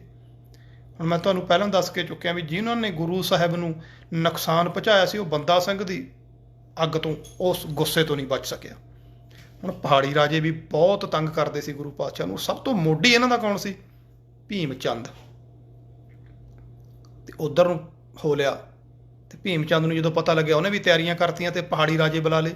ਪਰ ਸ਼ੇਰਾਂ ਦੇ ਅੱਗੇ ਕਿਹੜੇ ਅਟਕਦੇ ਤੇ। ਪਰ ਇੱਥੇ ਇੱਕ ਥੋੜ੍ਹਾ ਜਿਹਾ ਹੋਰ ਜ਼ਿਕਰ ਕਰ ਦੇਵਾਂ, ਪਹਾੜੀਆਂ ਵੱਲ ਨੂੰ ਜਦੋਂ ਰੁੱਖ ਕੀਤਾ, ਸਕੀਮੀ ਤਾਂ ਉਹ ਹੈਗੇ ਤੇ ਉਹਨਾਂ ਨੇ ਸੁਨੇਹਾ ਭੇਜਿਆ ਬਾਬਾ ਬੰਦਾ ਸਿੰਘ ਬਹਾਦਰ ਨੂੰ ਕਿ ਆਪਾਂ ਫੌਜਾਂ ਮਰਵਾਉਣ ਦੀ ਥਾਂ ਤੇ ਜੇ ਮੱਲ ਯੁੱਧ ਕਰ ਲਈਏ, 5 ਬੰਦੇ ਤੁਸੀਂ ਭੇਜ ਦਿਓ, 5 ਅਸੀਂ ਭੇਜ ਦਿੰਦੇ ਹਾਂ। ਪਿੰਡਾਂ ਵਿੱਚ ਨਾ ਛੋਟੇ ਹੁੰਦੇ ਅਸੀਂ ਵੀ ਦੇਖਦੇ ਹੁੰਦੇ ਸੀ, ਆਮ ਤੌਰ ਤੇ ਜੇ 2 ਜਣੇ ਲੜ ਪਾਉਂਦੇ ਤਾਂ ਇੱਕ ਕੰਮ ਕਰਿਆ ਜਾਂਦੇ। ਲੜਾਈ ਅੱਜ ਵਾਂਗੂ ਨਹੀਂ ਸੀ ਹੁੰਦੀ, ਉਦੋਂ ਕਰਿਆ ਜਾਂਦਾ ਸੀ ਆਹ ਕਹਿੰਦੇ ਵੀ ਘੁਲਣਾ, ਘੁਲ ਕੇ ਦੇਖ ਲਓ। ਇਹ ਸਿਆਣਿਆਂ ਨੇ ਬਜ਼ੁਰਗਾਂ ਨੇ ਵਧੀਆ ਪਿਰਤ ਪਾਈ ਸੀ ਵੀ ਘੁਲ ਲਓ, ਜਿਹੜਾ ਤਕੜਾ ਹੋ ਢਾਹ ਗਿਆ ਦੂਜਾ ਜਿੱਤ ਗਿਆ, ਤਾਂ ਕਿ ਸੱਟ ਫੇਟ ਤੋਂ ਵੀ ਬਚੇ ਰਹਿਣਾ, ਤੁਹਾਡੀ ਲੜਾਈ ਦਾ ਫੈਸਲਾ ਵੀ ਹੋ ਜੇ, ਤੁਹਾਡੀ એનર્ਜੀ ਵੀ ਵੇਸਟ ਹੋ ਜੇ। ਤਾਂ ਇਹ ਸੁਨੇਹਾ ਦੇਤਾ ਉਹਨਾਂ ਨੇ ਕਿ ਤੁਸੀਂ 5 ਮੱਲ ਭੇਜ ਦਿਓ ਤੇ 5 ਅਸੀਂ ਭੇਜ ਦਿੰਦੇ ਹਾਂ, ਜਿਹੜਾ ਜਿੱਤ ਗਿਆ ਫੈਸਲਾ ਹੋ ਜੂ। ਬਾਬਾ ਜੀ ਨੇ ਪ੍ਰਮਾਣ ਕਰ ਲਿਆ। 5 ਸਿੰਘ ਬਾਬਾ ਬਾਜ ਸਿੰਘ ਦੀ ਅਗਵਾਈ ਵਿੱਚ, ਬਾਬਾ ਬਾਜ ਸਿੰਘ ਤੇ 4 ਸਿੰਘ ਉਹਨਾਂ ਦੇ ਨਾਲ ਹੋਰ ਅੱਗੇ ਆਏ ਨੇ। ਫੌਜਾਂ ਦੂਰ ਦੂਰ ਆਮੋ ਸਾਹਮਣੇ ਖੜੀਆਂ ਨੇ। ਪਹਾੜੀਆਂ ਨੇ ਦਿਓ ਕੱਦ ਯੋਧੇ ਆਪਦੇ ਕਹਿੰਦੇ ਕਹਾਉਂਦੇ ਸੂਰਮੇ ਉਹ ਕੱਢੇ ਨੇ ਜਿਹੜੇ ਦੇਖਣ ਨੂੰ ਲੱਗਦਾ ਸੀ ਪਹਾੜਾਂ ਵਰਗੇ। ਅੱਗੇ ਆਏ 5 ਉਹ। ਜਦੋਂ ਬਾਬਾ ਬੰਦਾ ਸਿੰਘ ਬਾਜ ਸਿੰਘ ਜੀ ਅੱਗੇ ਤੁਰ ਰਹੇ, ਉਹਨਾਂ ਦੇ ਆਮੋ ਸਾਹਮਣੇ ਹੋਏ ਤਾਂ ਉਹਨਾਂ ਨੇ ਆਪਦੇ ਸਿੰਘਾਂ ਨੂੰ ਆਖਿਆ, ਕਹਿੰਦੇ ਇਹ ਤਾਂ ਗਲਤ ਗੱਲ ਹੈ। ਬਾਬਾ ਬਾਜ ਸਿੰਘ ਕਹਿੰਦੇ ਕੀ ਹੋ ਗਿਆ? ਕਹਿੰਦੇ ਮੇਰੇ ਗੁਰੂ ਦਾ ਤਾਂ ਹੁਕਮ ਹੈ 1.25 ਲੱਖ ਸੇਕ ਲੜਾਓ, ਉਹ ਵੀ 5 ਆਪਾਂ ਵੀ 5, ਤੁਸੀਂ ਚਾਰੇ ਵਾਪਸ ਜਾਓ। ਕੱਲਾ ਬਾਜ ਸਿੰਘ ਅੱਗੇ ਗਿਆ ਤੇ ਉਹਨਾਂ ਦਾ ਵੀ ਜਿਹੜਾ ਹੈੱਡ ਸੀ ਉਹ ਆਇਆ ਦਸਤ ਪੰਜਾ, ਜਿਹਨੂੰ ਆਪਾਂ ਕਹਿੰਦੇ ਹੱਥ ਮਿਲਾਉਣਾ, ਕਿਉਂਕਿ ਕੁਸ਼ਤੀ ਤੋਂ ਪਹਿਲਾਂ ਹੱਥ ਮਿਲਾਉਂਦੇ ਨਾ ਪਹਿਲਵਾਨ। ਹੱਥ ਮਿਲਾਇਆ ਤਾਂ ਉਹਨੇ ਬਾਬਾ ਜੀ ਦਾ ਹੱਥ ਘੁੱਟਣਾ ਸ਼ੁਰੂ ਕਰਤਾ। ਆਪਾਂ ਵੀ ਕਈ ਵਾਰੀ ਸ਼ਰਾਰਤਾਂ ਕਰਦਾ ਉਹਨਾਂ ਨੇ ਇੱਕ ਦੂਜੇ ਦਾ ਹੱਥ ਘੁੱਟਦੇ ਆ, ਹੱਥ ਮਿਲਾਉਣ ਲੱਗੇ ਤੇ ਉਹਨੇ ਹੱਥ ਘੁੱਟਣਾ ਸ਼ੁਰੂ ਕਰਤਾ ਬਾਬਾ ਜੀ ਦਾ, ਆਪਦੀ ਤਾਕਤ ਦਿਖਾਉਣ ਦੇ ਲਈ। ਜਿੰਨੀ ਉਹਦੇ 'ਚ ਜਾਨ ਸੀ ਉਹਨੇ ਹੱਥ ਘੁੱਟਿਆ ਤੇ ਬਾਬਾ ਜੀ ਖੜੇ ਰਹੇ, ਬਾਬਾ ਬਾਜ ਸਿੰਘ। ਤੇ ਹੁਣ ਵਾਰੀ ਆ ਗਈ ਸੀ ਬਾਜ ਸਿੰਘ ਦੀ। ਤੇ ਜਦੋਂ ਉਹਨੇ ਹੱਥ ਟਾਈਟ ਕਰਨਾ ਸ਼ੁਰੂ ਕੀਤਾ, ਆਪਦਾ ਇਤਿਹਾਸਕਾਰ ਲਿਖਦਾ ਕਿ ਜਦੋਂ ਹੱਥ ਟਾਈਟ ਕਰਨਾ ਸ਼ੁਰੂ ਕੀਤਾ ਬਾਜ ਸਿੰਘ ਨੇ ਤਾਂ ਪਹਾੜੀ ਦੇ ਹੱਥ ਦੀਆਂ ਹੱਡੀਆਂ ਕੜ ਕੜ ਕਰਕੇ ਟੁੱਟੀਆਂ ਔਰ ਆਵਾਜ਼ ਦੂਰ ਤੱਕ ਆਈ। ਉਹ ਝੰਗਾੜਾਂ ਮਾਰੀਆਂ ਤੇ ਨਾਲ ਦੇ 4 ਜਣੇ ਟੁੱਟ ਕੇ ਪੈ ਗਏ ਬਾਜ ਸਿੰਘ ਨੂੰ। ਕੋਈ ਲੱਤ ਨੂੰ ਚਿੰਬੜ ਗਿਆ, ਕੋਈ ਬਾਹਾਂ ਨੂੰ ਚਿੰਬੜ ਗਿਆ ਕਿ ਉਹਦੀ ਜਾਨ ਛਡਾਈ ਜਾਵੇ। ਪਰ ਬਾਬਾ ਬਾਜ ਸਿੰਘ ਨੇ 5 ਦੇ 5 ਪਹਾੜਾਂ ਤੋਂ ਥੱਲੇ ਵਗਾ ਕੇ ਮਾਰੇ, ਚਿੱਤ ਕੀਤੇ ਤੇ ਫਤਿਹ ਦੇ ਜਕਾਰੇ ਗਜਾ ਦਿੱਤੇ। ਪਰ ਪਹਾੜੀਏ ਮੁੱਕਰ ਗਏ ਕਿਉਂਕਿ ਉਹ ਤਾਂ ਚਾਲ ਚੱਲਦੇ ਤੇ ਨਾ। ਉਹਨਾਂ ਨੇ ਇੱਕਦਮ ਜਾ ਕੇ ਕਿਲਿਆਂ ਦੇ ਦਰਵਾਜ਼ੇ ਬੰਦ ਕਰ ਲਏ ਤੇ ਕਿਲਿਆਂ ਦੇ ਬਾਹਰ ਰਾਖੀ ਲਈ 5 ਹਾਥੀ, ਖੂਨੀ ਹਾਥੀ ਖੜਾਏ, ਜਿਹੜੇ ਕਿ ਬਕਾਇਦਾ ਉਸ ਵੇਲੇ ਹਾਥੀ ਆਏ ਨਾ ਸਮਝੋ ਅੱਜ ਆਪਾਂ ਨੂੰ ਲੱਗਦਾ ਵੀ ਹਾਥੀ ਕਿਵੇਂ ਰਾਖੀ ਕਰਦਾ ਹੋ। ਉਸ ਵੇਲੇ ਦਾ ਸਭ ਤੋਂ ਵੱਡਾ ਰਾਖਾ ਹਾਥੀ ਸੀ। ਉਹ ਪੂਰੀ ਤਰ੍ਹਾਂ ਢਕਿਆ ਜਾਂਦਾ ਤਾਂ ਕਿ ਇਹਦੇ ਤੇ ਕੋਈ ਮਾਰ ਨਾ ਹੋਵੇ। ਇਹਦੇ ਨੇੜੇ ਆਉਣਾ ਬੜਾ ਔਖਾ ਸੀ, ਤਾਂ ਇਹਨੂੰ ਮਾਰਨਾ ਵੀ ਕੋਈ ਤੀਰਾਂ ਨਾਲ ਛੇਤੀ ਕੀਤੇ ਅਸਰ ਨਹੀਂ ਹੁੰਦਾ ਸੀ। ਇਸ ਲਈ ਹਾਥੀ ਇੱਕ ਬਹੁਤ ਵੱਡੀ ਢਾਲ ਸੀ। ਅੱਜ ਨਾ ਦੇਖੋ ਆਪਾਂ ਵੀ ਗੋਲੀ ਮਾਰ ਦਿਓ, ਆਹ ਕਰ ਦਿਓ, ਉਦੋਂ ਨਾ ਇੰਨੀਆਂ ਪਾਵਰਫੁੱਲ ਗੋਲੀਆਂ ਸੀ ਵੀ ਐਡੀ ਦੂਰ ਤੱਕ ਮਾਰ ਕਰਨ। ਹਾਥੀ ਦੇ ਨੇੜੇ ਜਾ ਕੇ ਲੜਨਾ ਪੈਂਦਾ ਸੀ। ਔਰ ਹੈਰਾਨੀ ਦੀ ਗੱਲ ਹੈ ਵੀ ਬਾਬਾ ਬਾਜ ਸਿੰਘ ਨੇ ਉਹਨਾਂ 5 ਹਾਥੀਆਂ 'ਚੋਂ 2 ਹਾਥੀ ਖਤਮ ਕਰਤੇ ਤੇ 3 ਜ਼ਖਮੀ ਕਰਕੇ ਭਜਾ ਦਿੱਤੇ। ਹਾਥੀਆਂ ਤੱਕ ਦਾ ਟਾਕਰਾ ਕੀਤਾ। ਤੋ ਜਿਹੜੇ ਨੇ ਹਾਥੀਆਂ ਤੋਂ ਨਹੀਂ ਰੁਕੇ, ਉਹ ਕਿਲੇ ਦੇ ਦਰਵਾਜ਼ੇ ਉਹਨਾਂ ਦੇ ਮੂਹਰੇ ਕਿੰਨਾ ਚਿਰ ਟਿਕਦੇ ਤੇ। ਸੋ ਕਿਲੇ ਦੇ ਦਰਵਾਜ਼ੇ ਭੰਨੇ ਤੇ ਫਤਿਹ ਗਜਾ ਦਿੱਤੀ, ਤਾਂ ਸਾਰੇ ਪਹਾੜੀਏ ਅਧੀਨ ਕਰ ਲਏ। ਸੋ ਇਹਨਾਂ ਹੀ ਪਹਾੜੀ ਰਾਜਿਆਂ ਦੇ ਵਿੱਚ ਜਦੋਂ ਦਬਦਬਾ ਹੋ ਗਿਆ, ਤਾਂ ਬਾਬਾ ਜੀ ਦਾ ਵਿਆਹ ਦਾ ਜੋ ਸਿਸਟਮ ਹੈ ਉਹ ਇੱਥੇ ਹੀ ਚੰਬੇ ਦੀ ਰਾਜਕੁਮਾਰੀ ਨਾਲ, ਰਾਜੇ ਦੀ ਜਾਣੀ ਕਿ ਬੇਟੀ ਦੇ ਨਾਲ ਬਾਬਾ ਬੰਦਾ ਸਿੰਘ ਬਹਾਦਰ ਜੀ ਦੀ ਸ਼ਾਦੀ ਦਾ ਪ੍ਰੋਗਰਾਮ ਹੋਇਆ, ਜਿਹਦਾ ਪਹਿਲਾ ਨਾਮ ਸੁਸ਼ੀਲ ਕੰਵਰ ਸੀ। ਕੰਵਰ ਵੀ ਰਾਜਕੁਮਾਰੀ ਨੂੰ ਕਹਿੰਦੇ ਨੇ। ਸੁਸ਼ੀਲ ਕੰਵਰ, ਕੰਵਰ ਦਾ ਹੀ ਫਿਰ ਅੰਮ੍ਰਿਤਾ ਛਕਣ ਤੋਂ ਬਾਅਦ ਉਹਨਾਂ ਦਾ ਬੀਬਾ ਸੁਸ਼ੀਲ ਕੌਰ ਦੇ ਨਾਮ ਨਾਲ ਆਪਾਂ ਯਾਦ ਕਰਦੇ ਹਾਂ। ਸੋ ਇਸ ਥਾਂ ਦੇ ਉੱਤੇ ਉਹਨਾਂ ਦਾ ਵਿਆਹ ਹੋਇਆ। ਇੱਕੋ ਵਿਆਹ ਹੋਇਆ ਬਾਬਾ ਬੰਦਾ ਸਿੰਘ ਬਹਾਦਰ ਦਾ, ਦੂਜਾ ਮਨ ਘੜਤ ਜੋੜ ਦਿੱਤਾ ਗਿਆ। ਇਹ ਪਰੰਪਰਾ ਸਾਡੇ ਵਿੱਚ ਇੱਕ ਘੁਸਪੈਠੀਆਂ ਨੇ 6ਵੇਂ ਗੁਰੂ ਤੋਂ ਤੋਰਤੀ। ਇਹ ਧਿਆਨ ਰੱਖਿਓ, 5ਵੇਂ ਪਾਤਸ਼ਾਹ ਤੱਕ ਸਾਡੇ ਵਿੱਚ ਸਾਰੇ ਗੁਰੂ ਸਾਹਿਬਾਨਾਂ ਦਾ ਇੱਕ ਵਿਆਹ ਦਿਖਾਇਆ ਗਿਆ। ਪਰ ਜਦੋਂ 6ਵੇਂ ਗੁਰੂ ਪਾਤਸ਼ਾਹ ਆ ਗਏ ਤਾਂ ਘੁਸਪੈਠੀਏ ਜਿਹੜੇ ਲਿਖਦੇ ਤੇ ਉਹਨਾਂ ਨੂੰ ਪਤਾ ਸੀ ਸਾਡੀਆਂ ਲਿਖਤਾਂ ਨੇ ਦੂਰ ਤੱਕ ਅਸਰ ਕਰਨਾ, ਇਹ ਲਿਖਤਾਂ ਬੇੜਾ ਗਰਕ ਕਰਨਗੀਆਂ। ਉਹ ਨਾਲ ਨਾਲ ਆਪਦਾ ਕੰਮ ਕਰਦੇ ਗਏ। 6ਵੇਂ ਗੁਰੂ ਦੇ 5 ਵਿਆਹ ਲਿਖੇ ਹੋਏ ਨੇ। ਤੁਸੀਂ ਗੁਰਦੁਆਰਿਆਂ 'ਚ ਵੀ ਜਾਓ ਨਾ, ਡਿਟੇਲ ਦੇਖੋ, ਪੂਰਾ ਲਿਖਿਆ ਹੁੰਦਾ ਅਗਲਿਆਂ ਨੇ ਇੰਨੇ ਵਿਆਹ ਔਰ ਨਾਮ ਲਿਖੇ ਹੁੰਦੇ ਨੇ। 6ਵੇਂ ਗੁਰੂ ਦੇ 5 ਵਿਆਹ, 7ਵੇਂ ਗੁਰੂ ਦੇ 8 ਵਿਆਹ ਗੁਰੂ ਹਰਰਾਏ ਸਾਹਿਬ ਦੇ। ਕੀ ਮੰਨਣਯੋਗ ਨੇ ਇਹ ਗੱਲਾਂ? ਇੱਕੋ ਰਾਜੇ ਦੀਆਂ ਕੁੜੀਆਂ, ਪਤਾ ਨਹੀਂ ਬੰਦੇ ਦੀਆਂ ਕੁੜੀਆਂ ਦਿਖਾਤੀਆਂ ਉਹ ਵੀ ਸਕੀਆਂ ਭੈਣਾਂ ਤੀਆਂ ਜੀ। ਫਿਰ ਹੋਰ ਤਾਂ ਕੋਈ ਵਿਆਹ ਕਰਦਾ ਨਹੀਂ ਸੀ। ਫਿਰ ਅਗਲੇ ਨੇ ਉਹ 'ਤੇ ਕਰਤਾ। ਅਸਲ 'ਚ ਜੀ ਉਹ ਤਾਂ ਵਿਆਹ ਕਰਾਉਂਦੇ ਤੇ ਪਹਿਲੀ ਦੀ ਡੈਥ ਹੋ ਜਾਂਦੀ ਸੀ, ਦੂਜਾ ਵਿਆਹ ਤਾਂ ਹੁੰਦਾ ਸੀ। ਔਰ ਜਦੋਂ ਗੁਰੂ ਹਰਰਾਏ ਸਾਹਿਬ ਦੀ ਜਦੋਂ ਆਪਾਂ ਗੱਲ ਕਰ ਰਹੇ ਹਾਂ, 8 ਵਿਆਹ ਦਿਖਾਏ ਹੋਏ ਨੇ। ਔਰ ਜਦੋਂ ਉਹਨਾਂ ਬੱਚੀਆਂ ਦੀ, ਜਾਂ ਇਹ ਕਹਿ ਲਓ ਉਸ ਬੀਬੀ ਦੀ ਜਿਹੜੀ ਗੁਰੂ ਹਰਰਾਏ ਸਾਹਿਬ ਦੇ ਮਹਿਲ ਸੀ ਜਾਂ ਉਹਨਾਂ ਦੀਆਂ ਭੈਣਾਂ ਸੀ, ਉਹਨਾਂ ਦੀ ਉਮਰ ਨੂੰ ਵਾਚ ਕਰਦੇ ਆ। ਉਹ ਸਾਰਾ ਕੁਛ ਧਿਆਨ ਨਾਲ ਇਤਿਹਾਸਕਾਰਾਂ ਨੇ ਦੇਖਿਆ ਤਾਂ ਲਾਸਟ ਉਹਦੀ ਬੱਚੀ ਦੀ, ਉਹਨਾਂ ਦੇ ਪਰਿਵਾਰ ਦੀ ਲਾਸਟ ਕੁੜੀ ਦੀ ਉਮਰ 1 ਸਾਲ ਬਣਦੀ ਹੈ, ਜਿਹਦੇ ਨਾਲ ਵਿਆਹ ਬਣਦਾ ਗੁਰੂ ਪਾਤਸ਼ਾਹ ਦਾ। ਕੀ ਇਹ ਪੋਸੀਬਲ ਹੈ? ਗੁਰੂ ਹਰਰਾਏ ਸਾਹਿਬ ਦੀ ਉਮਰ, ਲਾਸਟ ਉਮਰ ਪਤਾ ਹੈ? ਸਿਰਫ 31 ਸਾਲ ਦੇ ਸੀ ਜਦੋਂ ਸਾਨੂੰ ਛੱਡ ਗਏ ਸਰੀਰਕ ਤੌਰ 'ਤੇ। ਇਹ ਮੈਂ ਪਹਿਲਾਂ ਵੀ ਦੱਸ ਚੁੱਕਿਆ। ਗੁੰਝਲਦਾਰ ਮਸਲੇ ਨੇ ਵੀ ਕਿਉਂ ਗਏ ਨੇ, ਜਾਂ ਕਿਸ ਢੰਗ ਦੇ ਨਾਲ ਗੁਰੂ ਪਾਤਸ਼ਾਹ ਸਾਨੂੰ ਸਦੀਵੀ ਵਿਛੋੜਾ ਦੇ ਰਹੇ ਨੇ, ਜਿਹਨੂੰ ਅਸੀਂ ਜੋਤੀ ਜੋਤ ਸਮਾਉਣਾ ਕਹਿੰਦੇ ਹਾਂ। ਇੰਨੀ ਛੋਟੀ ਉਮਰ 'ਚ ਜੋਤੀ ਜੋਤ ਸਮਾਉਣ ਦਾ ਕਾਰਨ ਕੀ ਹੈ? ਗੱਦੀ 'ਤੇ ਬਹਿਣ ਸਾਰ ਕੋਈ ਬਹੁਤਾ ਸਮਾਂ ਨਹੀਂ ਗੁਰੂ ਸਾਹਿਬ ਰਹਿੰਦੇ ਸੀ। ਸਿਰਫ ਗੁਰੂ ਨਾਨਕ ਸਾਹਿਬ ਹੀ ਲੰਬਾ ਸਮਾਂ ਕੱਟ ਕੇ ਗਏ ਨੇ। 31 ਸਾਲ ਦੀ ਉਮਰ ਤੱਕ 8 ਵਿਆਹ ਵੀ ਕਰਾ ਲਏ। ਤੀਜੇ ਗੁਰੂ ਪਾਤਸ਼ਾਹ ਦੇ 10ਵੇਂ ਗੁਰੂ ਪਾਤਸ਼ਾਹ ਜੀ ਦੇ ਫਿਰ 3 ਵਿਆਹ ਦਿਖਾਏ ਗਏ ਨੇ, ਤੇ ਬੰਦਾ ਸਿੰਘ ਬਹਾਦਰ ਦੇ 2, ਜਦੋਂ ਕਿ ਇੱਕੋ ਵਿਆਹ ਸੀ ਉਹਨਾਂ ਦਾ ਇਹੀ ਦੂਜਾ ਵਿਆਹ, ਜਿਹੜਾ ਕਿ ਉਹਨਾਂ ਦਾ ਖਾਨਦਾਨ ਅੱਜ ਵੀ ਚਲਾਇਆ ਹੋਇਆ। ਤੁਹਾਨੂੰ ਮੈਂ ਇੱਥੇ ਸਾਂਝ ਕਰ ਜਾਵਾਂ ਹੁਣ, ਜਦੋਂ ਗੱਲ ਛਿੜੀ ਹੈ। ਬੰਦਾ ਸਿੰਘ ਬਹਾਦਰ ਦਾ ਖਾਨਦਾਨ ਅੱਜ ਵੀ ਚਲਾਇਆ ਹੋਇਆ ਜੰਮੂ ਕਸ਼ਮੀਰ ਦੇ ਵਿੱਚ, ਵੀ ਉਹਨਾਂ ਦੀ ਵੰਸ਼ ਤੁਰੀ ਆ ਰਹੀ ਹੈ। ਪ੍ਰੋਪਰ ਪੂਰਾ ਉਹਨਾਂ ਦਾ ਡੇਰਾ ਚੱਲਦਾ ਹੈ। ਔਰ ਮੈਂ ਇੱਕ ਹੋਰ ਤੁਹਾਨੂੰ ਦੱਸ ਦੇਵਾਂ, ਪੰਜਾਬੀ ਯੂਨੀਵਰਸਿਟੀ ਦੇ ਵਿੱਚ ਮੈਂ ਖੁਦ ਮੌਜੂਦ ਸੀ ਜਦੋਂ ਉੱਥੇ ਇੱਕ ਫੰਕਸ਼ਨ ਰੱਖਿਆ ਗਿਆ, ਜਿਹਦੇ ਵਿੱਚ ਉਹ ਡੇਰੇਦਾਰ, ਉਹ ਮਤਲਬ ਬੰਦਾ ਬਹਾਦਰ ਦੇ ਜਿਹੜੇ ਵੰਸ਼ ਕਹਾਉਂਦੇ ਨੇ, ਉਹ ਆਏ ਹੋਏ ਸੀ। ਬਾਬਾ ਆ ਜਿਹੜਾ ਬੁੱਢਾ ਦਲ ਚੱਲਦਾ ਵੀਰ, ਜਿਹਨੂੰ ਨਿਹੰਗਾਂ ਦਾ ਕਹਿੰਦੇ ਆ, ਉਹ ਆਏ ਹੋਏ ਸੀ। ਡਾਕਟਰ ਸੁਖਦਿਆਲ ਸਿੰਘ, ਜਿਹਨੇ ਬੰਦਾ ਸਿੰਘ ਬਹਾਦਰ 'ਤੇ ਬਹੁਤ ਖੋਜਾਂ ਕੀਤੀਆਂ ਨੇ, doctor Himmat Singh, doctor Sukhdial Singh Punjabi university ਵਾਲੇ, ਇਹ ਵੱਡੇ ਵੱਡੇ ਵਿਦਵਾਨਾਂ ਦਾ ਇੱਕ ਸੈਮੀਨਾਰ ਸੀ। ਮੈਂ ਤਾਂ ਖਾਮਖਾਏ ਬੈਠਾ ਸੀ ਵਿੱਚ ਗਿਆ। ਉੱਥੇ ਉਹਨਾਂ ਨੇ ਜਿਹੜੀ ਹਾਸੋਹੀਣੀ ਗੱਲ ਸੁਣਾਈ, ਕਿਉਂਕਿ ਬਾਬਾ ਬੰਦਾ ਸਿੰਘ ਬਹਾਦਰ ਬਾਰੇ ਉਹਨਾਂ ਨੇ ਕੀ ਗੱਲ ਚਲਾਈ ਹੈ ਕਿ ਦੇਖੋ ਜੀ, ਪਹਿਲਾ ਵਿਆਹ ਜਿਹੜਾ ਹੋਇਆ ਉਹਦੇ ਕੋਈ ਔਲਾਦ ਨਹੀਂ ਸੀ, ਦੂਜੇ ਵਿਆਹ 'ਚੋਂ ਔਲਾਦ ਹੋਈ ਹੈ, ਪਹਿਲੇ 'ਚੋਂ ਨਹੀਂ ਹੋਈ। ਹੁਣ ਜਿਹੜਾ ਖਾਨਦਾਨ ਚੱਲ ਰਿਹਾ ਉਹ 'ਚੋਂ ਔਲਾਦ ਹੋਈ ਹੈ। ਜਿਹੜਾ ਸ਼ਹੀਦ ਹੋਇਆ ਫਿਰ ਉਹ ਕੌਣ ਸੀ? ਬਾਬਾ ਅਜੈ ਸਿੰਘ, ਉਹ ਕੌਣ ਸੀ ਜੀ? ਪਹਿਲੇ 'ਚ ਔਲਾਦ ਹੀ ਨਹੀਂ ਹੋਈ। ਉਹ ਹੁਣ ਵੀ ਉਹਨਾਂ ਦੀ ਪਰੰਪਰਾ ਕੀ ਹੈ, ਜੋ ਮੈਂ ਖੁਦ ਸੁਣਿਆ, ਔਰ ਮੇ ਵੀ ਉਹਨਾਂ ਦੀਆਂ ਕਿਤਾਬਾਂ 'ਚ ਵੀ ਲਿਖਿਆ ਹੋਇਆ, ਉਹਨਾਂ ਨੇ ਇਹ ਪਰੰਪਰਾ ਚਲਾਈ ਹੋਈ ਹੈ ਕਿ ਅੱਜ ਤੱਕ ਵੀ ਦੇਖੋ ਜੀ ਸਾਡੇ ਇਹੀ ਚੱਲਿਆ ਆ ਰਿਹਾ ਹੈ ਕਿ ਜਿਹੜਾ ਵੀ ਉਹ ਗੱਦੀ ਤੇ ਬਹਿੰਦਾ ਬਾਬਾ ਬੰਦਾ ਸਿੰਘ ਬਹਾਦਰ ਦੀ ਤੇ, ਉਹ ਪਹਿਲਾ ਵਿਆਹ ਕਰਾ ਲਵਾਂਦਾ ਤਾਂ ਉਹਦੇ ਬੱਚਾ ਨਹੀਂ ਹੁੰਦਾ, ਤੇ ਇਸ ਲਈ ਉਹਨੂੰ ਦੂਜਾ ਵਿਆਹ ਕਰਾਉਣਾ ਪੈਂਦਾ, ਤੇ ਦੂਜੇ ਵਿਆਹ ਦੇ ਵਿੱਚੋਂ ਹੀ ਔਲਾਦ ਹੁੰਦੀ ਹੈ, ਕਿਉਂਕਿ ਬਾਬਾ ਜੀ ਦਾ ਵੰਸ਼ ਤੁਰਿਆ ਆ ਰਿਹਾ ਜੀ, ਤੇ ਜਿਵੇਂ ਬਾਬਾ ਜੀ ਸੀਗੀ ਉਦਾਂ ਹੀ ਸਾਡਾ ਹੈ। ਆਹ ਤਾਂ ਕਰਤੂਤਾਂ ਨੇ ਸਾਡੀਆਂ। ਉਹ ਮਹਾਨ ਯੋਧੇ ਨੂੰ ਆਹ ਚੀਜ਼ਾਂ ਦੇ ਪਿੱਛੇ ਬਣਾ ਕੇ ਰੱਖਤਾ। ਹੁਣ ਜਿਹੜਾ ਉਹਨਾਂ ਦੀ ਗੱਦੀ ਤੇ ਬੈਠਾ ਸੀ, ਜਦੋਂ ਮੈਂ ਸੁਣੀ ਆ ਗੱਲ, ਜਿਹਦੇ ਬਾਰੇ ਵੀ ਮੈਨੂੰ ਨਹੀਂ ਪਤਾ ਉਹ ਕਿਹਦੀ ਸੁਣਾ ਰਹੇ ਤੇ ਵੀ ਕਿਹੜੇ ਦੀ, ਮੈਨੂੰ ਲੱਗਦਾ ਜਿਹੜਾ ਹੋਣਾ ਉਹਦੀ। ਦੇਖੋ ਜੀ, ਇਹ ਕਹਿੰਦੇ ਸੀ ਵੀ ਮੈਂ ਦੂਜਾ ਵਿਆਹ ਨਹੀਂ ਕਰਾਉਣਾ, 21 ਸਾਲ ਬੱਚਾ ਨਹੀਂ ਹੋਇਆ ਜੀ, ਕਿਉਂਕਿ ਇਹ ਕਹਿੰਦੇ ਸੀ ਮੈਂ ਦੂਸਰਾ ਵਿਆਹ ਨਹੀਂ ਕਰਾਉਣਾ। 21 ਸਾਲ ਵੇਟ ਕੀਤੀ, ਫਿਰ ਦੂਜਾ ਵਿਆਹ ਕਰਾਇਆ ਤਾਂ ਅਗਲੇ ਸਾਲ ਇਹ ਬੱਚਾ ਹੋ ਗਿਆ। ਆਹ ਕਹਾਣੀਆਂ ਨੇ, ਆਹ ਇਤਿਹਾਸ ਹੈ, ਆਹ ਇਤਿਹਾਸ ਸਿਰਜ ਰਹੇ ਨੇ। ਆਹ ਨੇ ਬੰਦਾ ਬਹਾਦਰ ਦੀ ਵੰਸ਼, ਆਹ ਹੈ ਖਾਨਦਾਨ ਬੰਦਾ ਬਹਾਦਰ ਦਾ। ਇਹਨਾਂ ਨੂੰ ਮੰਨਾਂਗੇ ਅਸੀਂ, ਇਹਨਾਂ ਨੂੰ ਮੰਨਾਂਗੇ ਅਸੀਂ ਬੰਦਾ ਬਹਾਦਰ ਦੀ ਵੰਸ਼, ਜਿਹੜੇ ਵਿਆਹਾਂ ਦੇ ਇਤਿਹਾਸ ਬਣਾਈ ਫਿਰਦੇ ਨੇ। ਇਤਿਹਾਸ ਉਹ ਹੈ ਜਿਹੜਾ ਦਿੱਲੀ ਚਾਂਦਨੀ ਸਰਬਲਾ ਕੋਤਵਾਲੀ 'ਚ ਹੋਇਆ ਹੈ, ਜਾਂ ਗੁਰਦਾਸ ਨੰਗਲ ਦੀ ਗੜੀ 'ਚ ਹੋਇਆ, ਕਿ ਆਹ ਇਤਿਹਾਸ ਹੈ। ਆਹ ਇਤਿਹਾਸ ਉਹਨਾਂ ਨੇ ਸਾਨੂੰ ਉੱਥੇ ਸੁਣਾਇਆ। ਤੇ ਸਾਡੇ ਵਾਲੇ ਵਿੱਚ ਜਕਾਰੇ ਛੱਡਣ ਵਾਲੇ ਵੀ ਬੈਠੇ ਨੇ। ਬੇਸ਼ੱਕ ਇਹਨਾਂ ਦੀ ਵਿਰੋਧਤਾ ਵੀ ਕੀਤੀ ਗਈ, ਪਰ ਵਿੱਚ ਜਕਾਰਿਆਂ ਵਾਲੇ ਵੀ ਹੁੰਦੇ ਨੇ, ਕਿਉਂਕਿ ਸੁਣਾਉਂਦੇ ਬਹੁਤ ਵਧੀਆ ਢੰਗ ਨਾਲ ਨੇ।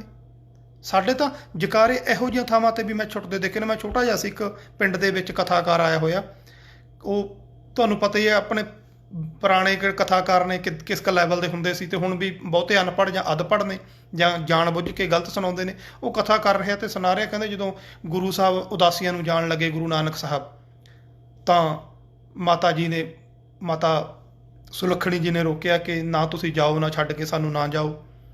ਜਿਵੇਂ ਆਮ ਪਿੰਡਾਂ ਵਿੱਚ ਗੱਲ ਆਪਾਂ ਕਰਦੇ ਹਾਂ, ਉਹ ਉੱਦਾਂ ਹੀ ਸੁਣਾ ਰਿਹਾ ਸੀ। ਉਹ ਕਹਿੰਦੇ ਨਹੀਂ ਨਹੀਂ, ਮੈਨੂੰ ਜਾਣਾ ਪੈਣਾ ਭਾਈ, ਜਾਣਾ ਪੈਣਾ। ਉਹ ਕਹਿੰਦੀ ਦੋਨੋਂ ਬੱਚਿਆਂ ਨੂੰ ਅੱਗੇ ਲੈ ਕੇ ਆ ਗਈ, ਲక్ష్ਮੀ ਦਾਸ ਤੇ ਸ਼੍ਰੀ ਚੰਦ ਨੂੰ। ਕਹਿੰਦੀ ਚਲੋ ਮੇਰੇ ਕਰਕੇ ਨਹੀਂ, ਆ ਬੱਚਿਆਂ ਕਣੀ ਤਾਂ ਦੇਖ ਲਓ, ਇਹਨਾਂ ਨੂੰ ਕਿਉਂ ਛੱਡ ਕੇ ਜਾ ਰਹੇ ਹੋ। ਤਾਂ ਕਹਿੰਦਾ ਗੁਰੂ ਨਾਨਕ ਸਾਹਿਬ ਜੀ ਨੇ ਕਿਹਾ, ਭਾਈ ਮਾਤਾ ਸੁਲੱਖਣੀ ਜੀ ਨੂੰ, ਕਹਿੰਦੇ ਲੈ ਤੂੰ ਚੰਗੇ ਭਲੇ ਖੜੇ ਨੇ, ਦੋ ਦਾ ਫਿਕਰ ਕਰਦੀ ਹੈ, ਆਓ ਦੇਖ ਉਧਰ ਦਸ਼ਮੇਸ਼ ਪਿਤਾ ਨੇ ਚਾਰੇ ਵਾਰ ਤੇ ਬੋਲੇ ਸੋ ਨਿਹਾਲ, ਇੱਥੇ ਜਕਾਰੇ ਛੱਡੀ ਜਾਂਦੇ ਆ। ਆਹ ਕਹਾਣੀਆਂ ਨੇ ਸਾਡੀਆਂ, ਸਾਨੂੰ ਤਾਂ ਇਹ ਨਹੀਂ ਪਤਾ ਬੰਦਾ ਸੁਣਾ ਕੀ ਰਿਹਾ। ਤੇ ਇਹੋ ਜਿਹੀਆਂ ਕਹਾਣੀਆਂ ਸੁਣਾ ਕੇ ਬਾਬਾ ਬੁੱਢਾ ਜੀ ਨੂੰ ਬਦਨਾਮ ਕਰਤਾ। ਉਹਨਾਂ ਨਾਲ ਪੁੱਠੀਆਂ ਸਿੱਧੀਆਂ ਕਹਾਣੀਆਂ ਜੋੜਤੀਆਂ। ਜਦੋਂ ਤੁਸੀਂ ਉਹ ਕਹਾਣੀਆਂ ਦੀ ਤਹਿ ਤੱਕ ਜਾਓ ਤਾਂ ਤੁਹਾਨੂੰ ਪਤਾ ਲੱਗਦਾ ਵੀ ਇਹਨਾਂ ਨੂੰ ਬਦਨਾਮ ਕੀਤਾ ਗਿਆ ਯਾਰ। ਗੁਰੂ ਘਰ ਨੂੰ ਸ਼ਰਾਪ ਦੇ ਰਿਹਾ ਬਾਬਾ ਬੁੱਢਾ ਜੀ, ਕਿਉਂਕਿ ਇਹਨਾਂ ਸਾਧਾਂ ਨੇ ਨਾ ਆਪਦੇ ਆਪ ਨੂੰ ਸਥਾਪਿਤ ਕਰਨਾ ਸੀ ਕਿ ਅਸੀਂ ਜਿਹੜੇ ਹਾਂ। ਜਿਵੇਂ ਤੁਸੀਂ ਇੱਕ ਧਿਆਨ ਮਾਰਿਓ, ਜਦੋਂ ਹਿੰਦੂ ਇਤਿਹਾਸ ਕੋਸ਼ ਪੜ੍ਹਦੇ ਹੋ ਤੁਸੀਂ, ਉਹਦੇ ਵਿੱਚ ਪੰਡਤ ਹੈ ਜਿਹੜਾ, ਉਹ ਰੱਬ ਨੂੰ ਵੀ ਸ਼ਰਾਪ ਦੇ ਸਕਦਾ ਹੈ। ਪੰਡਤ ਰੱਬ ਨੂੰ ਸ਼ਰਾਪ ਦੇ ਸਕਦਾ, ਰੱਬ ਨੂੰ ਜੰਮਣ ਲਈ ਮਜਬੂਰ ਕਰ ਸਕਦਾ, ਰੱਬ ਨੂੰ ਮਰਨ ਲਈ ਮਜਬੂਰ ਕਰ ਸਕਦਾ। ਪੰਡਤ ਐਡਾ ਸਰਬ ਉੱਚ ਹੈ, ਸਰਬ ਸ੍ਰੇਸ਼ਟ ਹੈ, ਉਹਦੇ ਤੋਂ ਬਿਨਾਂ ਕੁਛ ਨਹੀਂ ਹੁੰਦਾ। ਰਾਮਚੰਦਰ ਜੀ, ਕ੍ਰਿਸ਼ਨ ਜੀ, ਸਭ ਉਹਦੇ ਥੱਲੇ ਨੇ। ਦੇਖ ਲਿਓ ਇਹਨਾਂ ਦੀਆਂ ਕਹਾਣੀਆਂ ਪੜ੍ਹ ਕੇ, ਪੰਡਤ ਉੱਪਰ ਨਹੀਂ, ਪੰਡਤ ਦੀ ਗੱਲ ਨਹੀਂ ਮੋੜ ਸਕਦੇ। ਜੋ ਮੰਗ ਲਿਆ ਉਹਨੇ ਦੇਣਾ ਪਊ। ਇਹ ਕਹਾਣੀਆਂ ਪੜ੍ਹ ਕੇ ਦੇਖ ਲਿਓ। ਤੇ ਉਹੀ ਕੁਛ ਸਾਡੇ ਸਾਧ ਲਾਣੇ ਨੇ ਸਾਡੇ 'ਚ ਵਾੜਤਾ ਕਿ ਅਸੀਂ ਵੀ ਸਰਬ ਉੱਚ ਹਾਂ। ਆ ਬਾਬਾ ਬੁੱਢਾ ਜੀ ਦੇਖੋ ਜੀ, ਗੁਰੂ ਘਰ ਮਾਤਾ ਜੀ ਕਹਿੰਦੇ ਜਦੋਂ ਪੁੱਤਰ ਦੀ ਦਾਤ ਲਈ, ਜਿਹੜੇ ਕਹਿੰਦੇ ਨੇ ਜੋ ਤੁਧ ਭਾਵੈ ਸਾਈ ਭਲੀ ਕਾਰ, ਤੂੰ ਸਦਾ ਸਲਾਮਤ ਨਿਰੰਕਾਰ, ਜਿਹੜੇ ਕਹਿੰਦੇ ਨੇ ਜੋ ਨਰ ਦੁੱਖ ਮੈਂ ਦੁੱਖੋਂ ਨਹੀਂ ਮੰਨਣਾ, ਭਾਵੇਂ ਕਿ ਬਾਣੀ 9ਵੇਂ ਪਾਤਸ਼ਾਹ ਦੀ ਹੈ, ਪਰ ਸਮੁੱਚੀ ਸਿੱਖਿਆ ਦੀ ਮੈਂ ਗੱਲ ਕਰ ਰਿਹਾ। ਜਿਸ ਗੁਰੂ ਨਾਨਕ ਸਾਹਿਬ ਦੀ ਭੈਣ ਦੇ ਘਰ ਔਲਾਦ ਨਹੀਂ ਹੈ, ਤੇ ਗੁਰੂ ਨਾਨਕ ਸਾਹਿਬ ਤੋਂ ਬੇਨਤੀ ਕੀਤੇ ਨੇ ਕਿ ਮੈਨੂੰ ਬੱਚਾ ਬਖਸ਼ਿਸ਼ ਕਰੋ, ਆਪਦਾ ਹੀ ਬੇਟਾ ਦੇਤਾ, ਕਹਿੰਦੇ ਆ ਲੈ ਭਾਈ ਮੇਰੇ ਕੋਲ ਦੋ ਨੇ, ਇੱਕ ਤੂੰ ਲੈ ਲੈ। ਕਿਤੇ ਕੋਈ ਜ਼ਿਕਰ ਨਹੀਂ ਹੈ ਜਾਉਂਦਾ ਕਿ ਗੁਰੂ ਪਾਤਸ਼ਾਹ ਨੇ ਕੋਈ ਇਹ ਕਿਹਾ ਹੋਵੇ ਕਿ ਮੈਂ ਮੁੰਡਿਆਂ ਦੀਆਂ ਦਾਤਾਂ ਵੰਡਦਾ। ਤੇ ਬਾਬਾ ਬੁੱਢਾ ਜੀ ਨੂੰ ਸਰਾਪ ਤੱਕ ਦਵਾਤਾ, ਬਾਬਾ ਬੁੱਢਾ ਜੀ ਤੋਂ ਮਾਤਾ ਗੰਗਾ ਜੀ ਨੂੰ। ਜਦੋਂ ਉਹ ਰੱਥ ਲੈ ਕੇ ਕਹਿੰਦੇ ਗਏ, ਲਾਓ ਲਸ਼ਕਰ ਨਾਲ ਗਏ, ਕਹਿੰਦੇ ਆ ਗੁਰੂ ਕਿਆਂ ਨੂੰ ਕੀ ਭਾਜਣਾ ਪੈ ਗਈਆਂ। ਮਤਲਬ ਇਸ ਲੈਵਲ ਦਾ ਬੰਦਾ ਹੋਵੇ, ਬਾਬਾ ਬੁੱਢਾ ਜੀ ਵਰਗੀ ਸਤਿਕਾਰਯੋਗ ਸ਼ਖਸੀਅਤ ਹੋਵੇ, ਕੀ ਉਹ ਗੁਰੂ ਘਰ ਲਈ ਇਹੋ ਜਿਹੇ ਲਫ਼ਜ਼ ਵਰਤ ਸਕਦੇ ਨੇ। ਸਾਡੇ ਜ਼ਿਹਨ 'ਚ ਜਿਹੜੇ ਆਮ ਤੇ ਬੰਦੇ, ਉਹਨਾਂ ਲਈ ਬਾਬਾ ਬੁੱਢਾ ਜੀ ਲਈ ਵੀ, ਜਿਹੜੇ ਬੰਦੇ ਸੋਚਦੇ ਤੇ ਵੀ ਬਾਬਾ ਜੀ ਨੇ ਐਂ ਕਿਉਂ ਕਿਹਾ, ਉਹਨਾਂ ਲਈ ਵੀ ਮਾੜੇ ਬਣਾਤੇ ਤੇ ਆਮ ਝੂਠੀਆਂ ਕਹਾਣੀਆਂ ਜੋੜਤੀਆਂ। ਚਲੋ ਖੈਰ, ਇਹ ਆਪਾਂ ਅੱਗੇ ਗੱਲ ਸਾਂਝੀ ਕਰਦੇ ਹਾਂ। ਆਪਾਂ ਹੁਣ ਬਾਬਾ ਬੰਦਾ ਸਿੰਘ ਦੀ ਗੱਲ ਕਰ ਰਹੇ ਸੀ। ਉਹਨਾਂ ਦਾ ਜਿਹੜਾ ਖਾਨਦਾਨ ਚੱਲਿਆ ਹੋਇਆ ਨਰੋਲ ਝੂਠ ਤੇ ਖੜਾ, ਕੋਈ ਸਿਰ ਪੈਰ ਨਹੀਂ ਉਹਨਾਂ ਦਾ, ਕਿਉਂਕਿ ਬਾਬਾ ਜੀ ਦਾ ਇੱਕੋ ਇੱਕ ਬੇਟਾ ਸੀ, ਸਰਦਾਰ ਅਜੈ ਸਿੰਘ 4 ਸਾਲ ਦਾ। ਉਹ ਆਪਾਂ ਸਾਂਝ ਕਰਾਂਗੇ, ਉਹਨਾਂ ਦੇ ਨਾਲ ਰਿਹਾ। ਦੂਜੀ ਬੀਬੀ ਔਰਤ ਕਿੱਥੇ ਸੀ, ਤੇ ਦੂਜੀ ਗੱਲ ਜਿਹੜੀ ਉਹਨੇ ਕਹਾਣੀ ਸੁਣਾਈ, ਉਹ ਬੱਚੇ ਨਾ, ਬਸ ਉਹ ਆਪਾਂ ਸਾਂਝ ਕਰਦੇ ਹਾਂ। ਫਤਿਹ ਕੀਤਾ।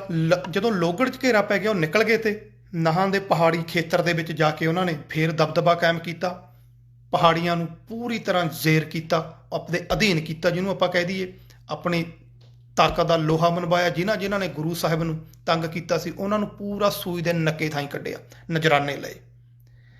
ਤੇ ਇੱਧਰੋਂ ਬਹਾਦਰ ਸ਼ਾਹ ਮਰਦੇ ਜੇ ਜੀ ਨਾਲ ਫਿਰਦਾ ਰਿਹਾ, ਪਰ 2.5-3 ਮਹੀਨਿਆਂ ਦੇ ਬਾਅਦ ਉਹ ਵਾਪਸ ਮੁੜ ਗਿਆ। ਤੇ ਥੋੜ੍ਹੇ ਜਿਹੇ ਚਿਰ ਬਾਅਦ ਉਹਦੇ ਮੁੜਦੇ ਹੀ ਸਿੱਖਾਂ ਨੇ ਫੇਰ ਹੱਥ ਪੈਰ ਮਾਰਨੇ ਸ਼ੁਰੂ ਕਰਤੇ, ਮੈਦਾਨ 'ਚ ਆ ਗਏ। ਤੇ ਬਹਾਦਰ ਸ਼ਾਹ ਜਾ ਕੇ ਮੈਂਟਲੀ ਤੌਰ ਤੇ ਡਿਸਟਰਬ ਹੋ ਗਿਆ। ਅਜੀਬ ਫਰਮਾਨ ਜਾਰੀ ਕਰਨੇ ਸ਼ੁਰੂ ਕਰਤੇ। ਪਹਿਲਾ ਫਰਮਾਨ ਉਹਨੇ ਦਿੱਤਾ, ਸ਼ਹਿਰ ਦੇ ਸਾਰੇ ਕੁੱਤੇ ਮਾਰ ਦਿਓ। ਫਿਰ ਦੂਜਾ ਜਾਰੀ ਕੀਤਾ, ਫਕੀਰਾਂ ਦੀ ਅਲਖ ਮੁਕਾ ਦਿਓ। ਇਹੋ ਜਿਹੇ ਫਰਮਾਨ ਉਹ ਦੇਣ ਲੱਗਾ, ਜਾਣੀ ਕਿ ਮੈਂਟਲੀ ਤੌਰ ਤੇ ਹਰਾਸ ਹੋ ਗਿਆ, ਖਤਮ ਹੋ ਗਿਆ। ਤੇ ਕੁਛ ਟਾਈਮ ਬਾਅਦ ਉਹਦੀ ਮੌਤ ਹੋ ਗਈ। ਦਿੱਲੀ ਦਾ ਸਿੰਘਾਸਨ ਖਾਲੀ ਹੋ ਗਿਆ, ਦਿੱਲੀ ਦੇ ਤਖਤ ਲਈ ਲੜਾਈ ਸ਼ੁਰੂ ਹੋ ਗਈ ਤੇ ਸਿੱਖਾਂ ਨੂੰ ਇਹ ਮੌਕਾ ਮਿਲ ਗਿਆ। ਉਹ ਫੇਰ ਆ ਗਏ ਮੈਦਾਨ 'ਚ। ਉਹਨਾਂ ਨੇ ਆ ਕੇ ਦੁਬਾਰਾ ਫੇਰ ਜਿਹੜੇ ਇਲਾਕੇ ਖੋਹੇ ਸੀ ਇਹਨਾਂ ਨੇ ਉਹ ਸਾਰੇ ਫੇਰ ਸਰ ਕਰ ਲਏ। ਲੋਹਗੜ੍ਹ, ਸਰਹੰਦ, ਲਾਹੌਰ, ਅੰਮ੍ਰਿਤਸਰ, ਕਲਾਨੌਰ, ਜਲਾਲਾਬਾਦ, ਜਿੱਥੇ ਸਿੱਖ ਸੀ ਦੁਬਾਰੇ ਉੱਠ ਖੜੇ। ਬਾਬਾ ਜੀ ਨੇ ਆਦੇਸ਼ ਕੀਤਾ ਹੋਇਆ ਸੀ, ਆਪਣੇ ਹਾਕਮਾਂ ਨੂੰ ਮਾਰੋ ਔਰ ਖੁਦ ਮਾਲਕ ਬਣੋ। ਥਾਂ ਤੇ ਪੰਚਾਇਤਾਂ ਕਾਇਮ ਹੋਣੀਆਂ ਸ਼ੁਰੂ ਹੋ ਗਈਆਂ, ਨਵੇਂ ਸਿੰਘ ਸਜਣੇ ਸ਼ੁਰੂ ਹੋ ਗਏ। ਜਿਹੜਾ ਵੀ ਜ਼ੁਲਮ ਦਾ ਸਤਾਇਆ ਹੋਇਆ ਹਿੰਦੂ ਪਰਿਵਾਰ ਸੀ, ਉਹਨਾਂ ਦਾ ਚਾਹੇ ਇੱਕ ਮੁੰਡਾ ਸੀ ਚਾਹੇ ਦੋ ਸੀ, ਉਹ ਸਿਰਾਂ ਤੇ ਕੱਫਣ ਬੰਨ੍ਹ ਕੇ ਬਾਬਾ ਜੀ ਦੀ ਫੌਜ ਵਿੱਚ ਸ਼ਾਮਲ ਹੋ ਕੇ ਗੁਰੂ ਕੀ ਪਹੁਲ ਲੈ ਕੇ ਇਹਨਾਂ ਦੇ ਨਾਲ ਖੜੇ ਹੋ ਗਏ। ਭਾਵੇਂ ਕਿ ਪਰਿਵਾਰ ਇਹ ਵੀ ਚਾਹੁੰਦੇ ਸੀ ਕਿ ਸਾਡੇ ਬੱਚੇ ਵੀ ਜਿਉਂਦੇ ਰਹਿਣ, ਪਰ ਨਾਲ ਇਹ ਵੀ ਸੀ ਕਿ ਇਹੋ ਜਿਹੀ ਜ਼ਿੰਦਗੀ ਨਾਲੋਂ ਮਰਨਾ ਹੀ ਬਿਹਤਰ ਹੈ, ਕਿਉਂਕਿ ਰੋਜ਼ ਮਰਨ ਨਾਲੋਂ ਇੱਕੋ ਵਾਰੀ ਮਰ ਜਾਈਏ ਤਾਂ ਬੈਟਰ ਹੈ। ਹੁਣ ਇਹ ਅਣਖ ਜਗਾ ਦਿੱਤੀ ਗਈ ਸੀ। ਖਾਲਸਾਈ ਰਾਜ ਦੇ ਝੰਡੇ ਝੂਲ ਗਏ। ਪੂਰੇ ਦਾ ਪੂਰਾ ਇੱਕ ਜਲਵਾ ਦਿਖਾ ਦਿੱਤਾ ਕਿ ਸਿੱਖ ਰਾਜ ਇਹੋ ਜਿਹਾ ਹੋਊਗਾ। ਹਰ ਗਰੀਬ ਦੀ ਮਦਦ ਕੀਤੀ ਗਈ, ਕਿਸੇ ਉੱਤੇ ਧੱਕਾ ਨਹੀਂ। ਅਖਬਾਰੇ ਦਰਬਾਰ ਜਿਹੜਾ ਕਿ ਦਿੱਲੀ ਦੇ ਵਿੱਚ ਛਪਦਾ ਸੀ ਜਾਂ ਜਾਂਦਾ ਸੀ, ਉਹਦੇ ਵਿੱਚ ਬਕਾਇਦਾ ਲਿਖਿਆ ਹੋਇਆ 5000 ਮੁਸਲਮਾਨ ਵੀ ਬਾਬਾ ਜੀ ਦੀ ਫੌਜ ਦੇ ਵਿੱਚ ਭਰਤੀ ਸੀ, ਜਿਨ੍ਹਾਂ ਨੂੰ ਬਕਾਇਦਾ ਤਨਖਾਹ ਦਿੱਤੀ ਜਾਂਦੀ ਸੀ। ਨਮਾਜ਼ ਪੜ੍ਹਨ ਦੀ ਖੁੱਲ੍ਹ ਸੀ, ਉਹਨਾਂ ਦਾ ਖਾਣਾ ਪੀਣਾ ਜੋ ਵੀ ਤੁਸੀਂ ਕਰਨਾ ਪੂਰੀ ਤਰ੍ਹਾਂ ਉਹਨਾਂ ਨੂੰ ਆਜ਼ਾਦੀ ਸੀ। ਇਹ ਉਹਦੇ ਵਿੱਚ ਲਿਖਿਆ ਹੋਇਆ ਕਿ ਸਾਡੇ ਤਾਂ ਮੁਸਲਮਾਨ ਵੀ ਉਹਦੇ ਨਾਲ ਰਲਣ ਲੱਗ ਪਏ। ਇਹੋ ਜਿਹਾ ਰਾਜ ਦਿੱਤਾ ਉਹਨਾਂ ਨੇ, ਇੱਕ ਜਲਵਾ ਦਿਖਾਤਾ। ਤੇ ਲੋਕ ਸੋਚਣ ਇੰਨੀ ਕੁ ਹਮਦਰਦੀ ਲੋਕਾਂ ਦੀ ਬਾਬਾ ਜੀ ਨਾਲ ਹੋ ਗਈ, ਕਿਉਂਕਿ ਜ਼ੁਲਮ ਦੇ ਸਤਾਏ ਹੋਏ ਤੇ ਪੂਰਾ ਦਾ ਪੂਰਾ ਐਂ ਕਹਿ ਲਓ ਵੀ ਪੰਜਾਬ ਦਾ ਸਾਰਾ ਏਰੀਆ ਉਹਨਾਂ ਦੇ ਨਾਲ ਸੀ। ਸੋ ਉਦੋਂ ਬਾਅਦ ਬਣਿਆ ਬਾਦਸ਼ਾਹ ਜਹਾਂਦਾਰ ਖਾਨ। ਉਹ ਹਲੇ ਤਖਤ ਤੇ ਸਮਝ ਲਓ ਬੈਠਿਆ ਬਾਅਦ ਸੀ, ਬਗਾਵਤਾਂ ਪਹਿਲਾਂ ਸ਼ੁਰੂ ਹੋ ਗਈਆਂ। ਹੌਲੀ ਇੱਧਰ ਸਿੱਖ ਤਾਕਤ ਫੜਦੇ ਗਏ ਤੇ ਉਧਰ ਬਾਦਸ਼ਾਹ ਖਤਮ ਹੋ ਗਿਆ। ਤੇ ਉਦੋਂ ਬਾਅਦ ਫਿਰ ਤਖਤ ਦੇ ਉੱਤੇ ਬੈਠਾ ਬਾਦਸ਼ਾਹ ਫਰਖਸ਼ੀਅਰ। ਤੇ ਫਰਖਸ਼ੀਅਰ ਜ਼ਾਲਮ ਕਿਸਮ ਦਾ ਬਾਦਸ਼ਾਹ, ਤਾਕਤਵਰ ਬਾਦਸ਼ਾਹ ਸੀ। ਸੈਯਦ ਭਰਾਵਾਂ ਦੀ ਮਦਦ ਨਾਲ ਬੈਠਿਆ।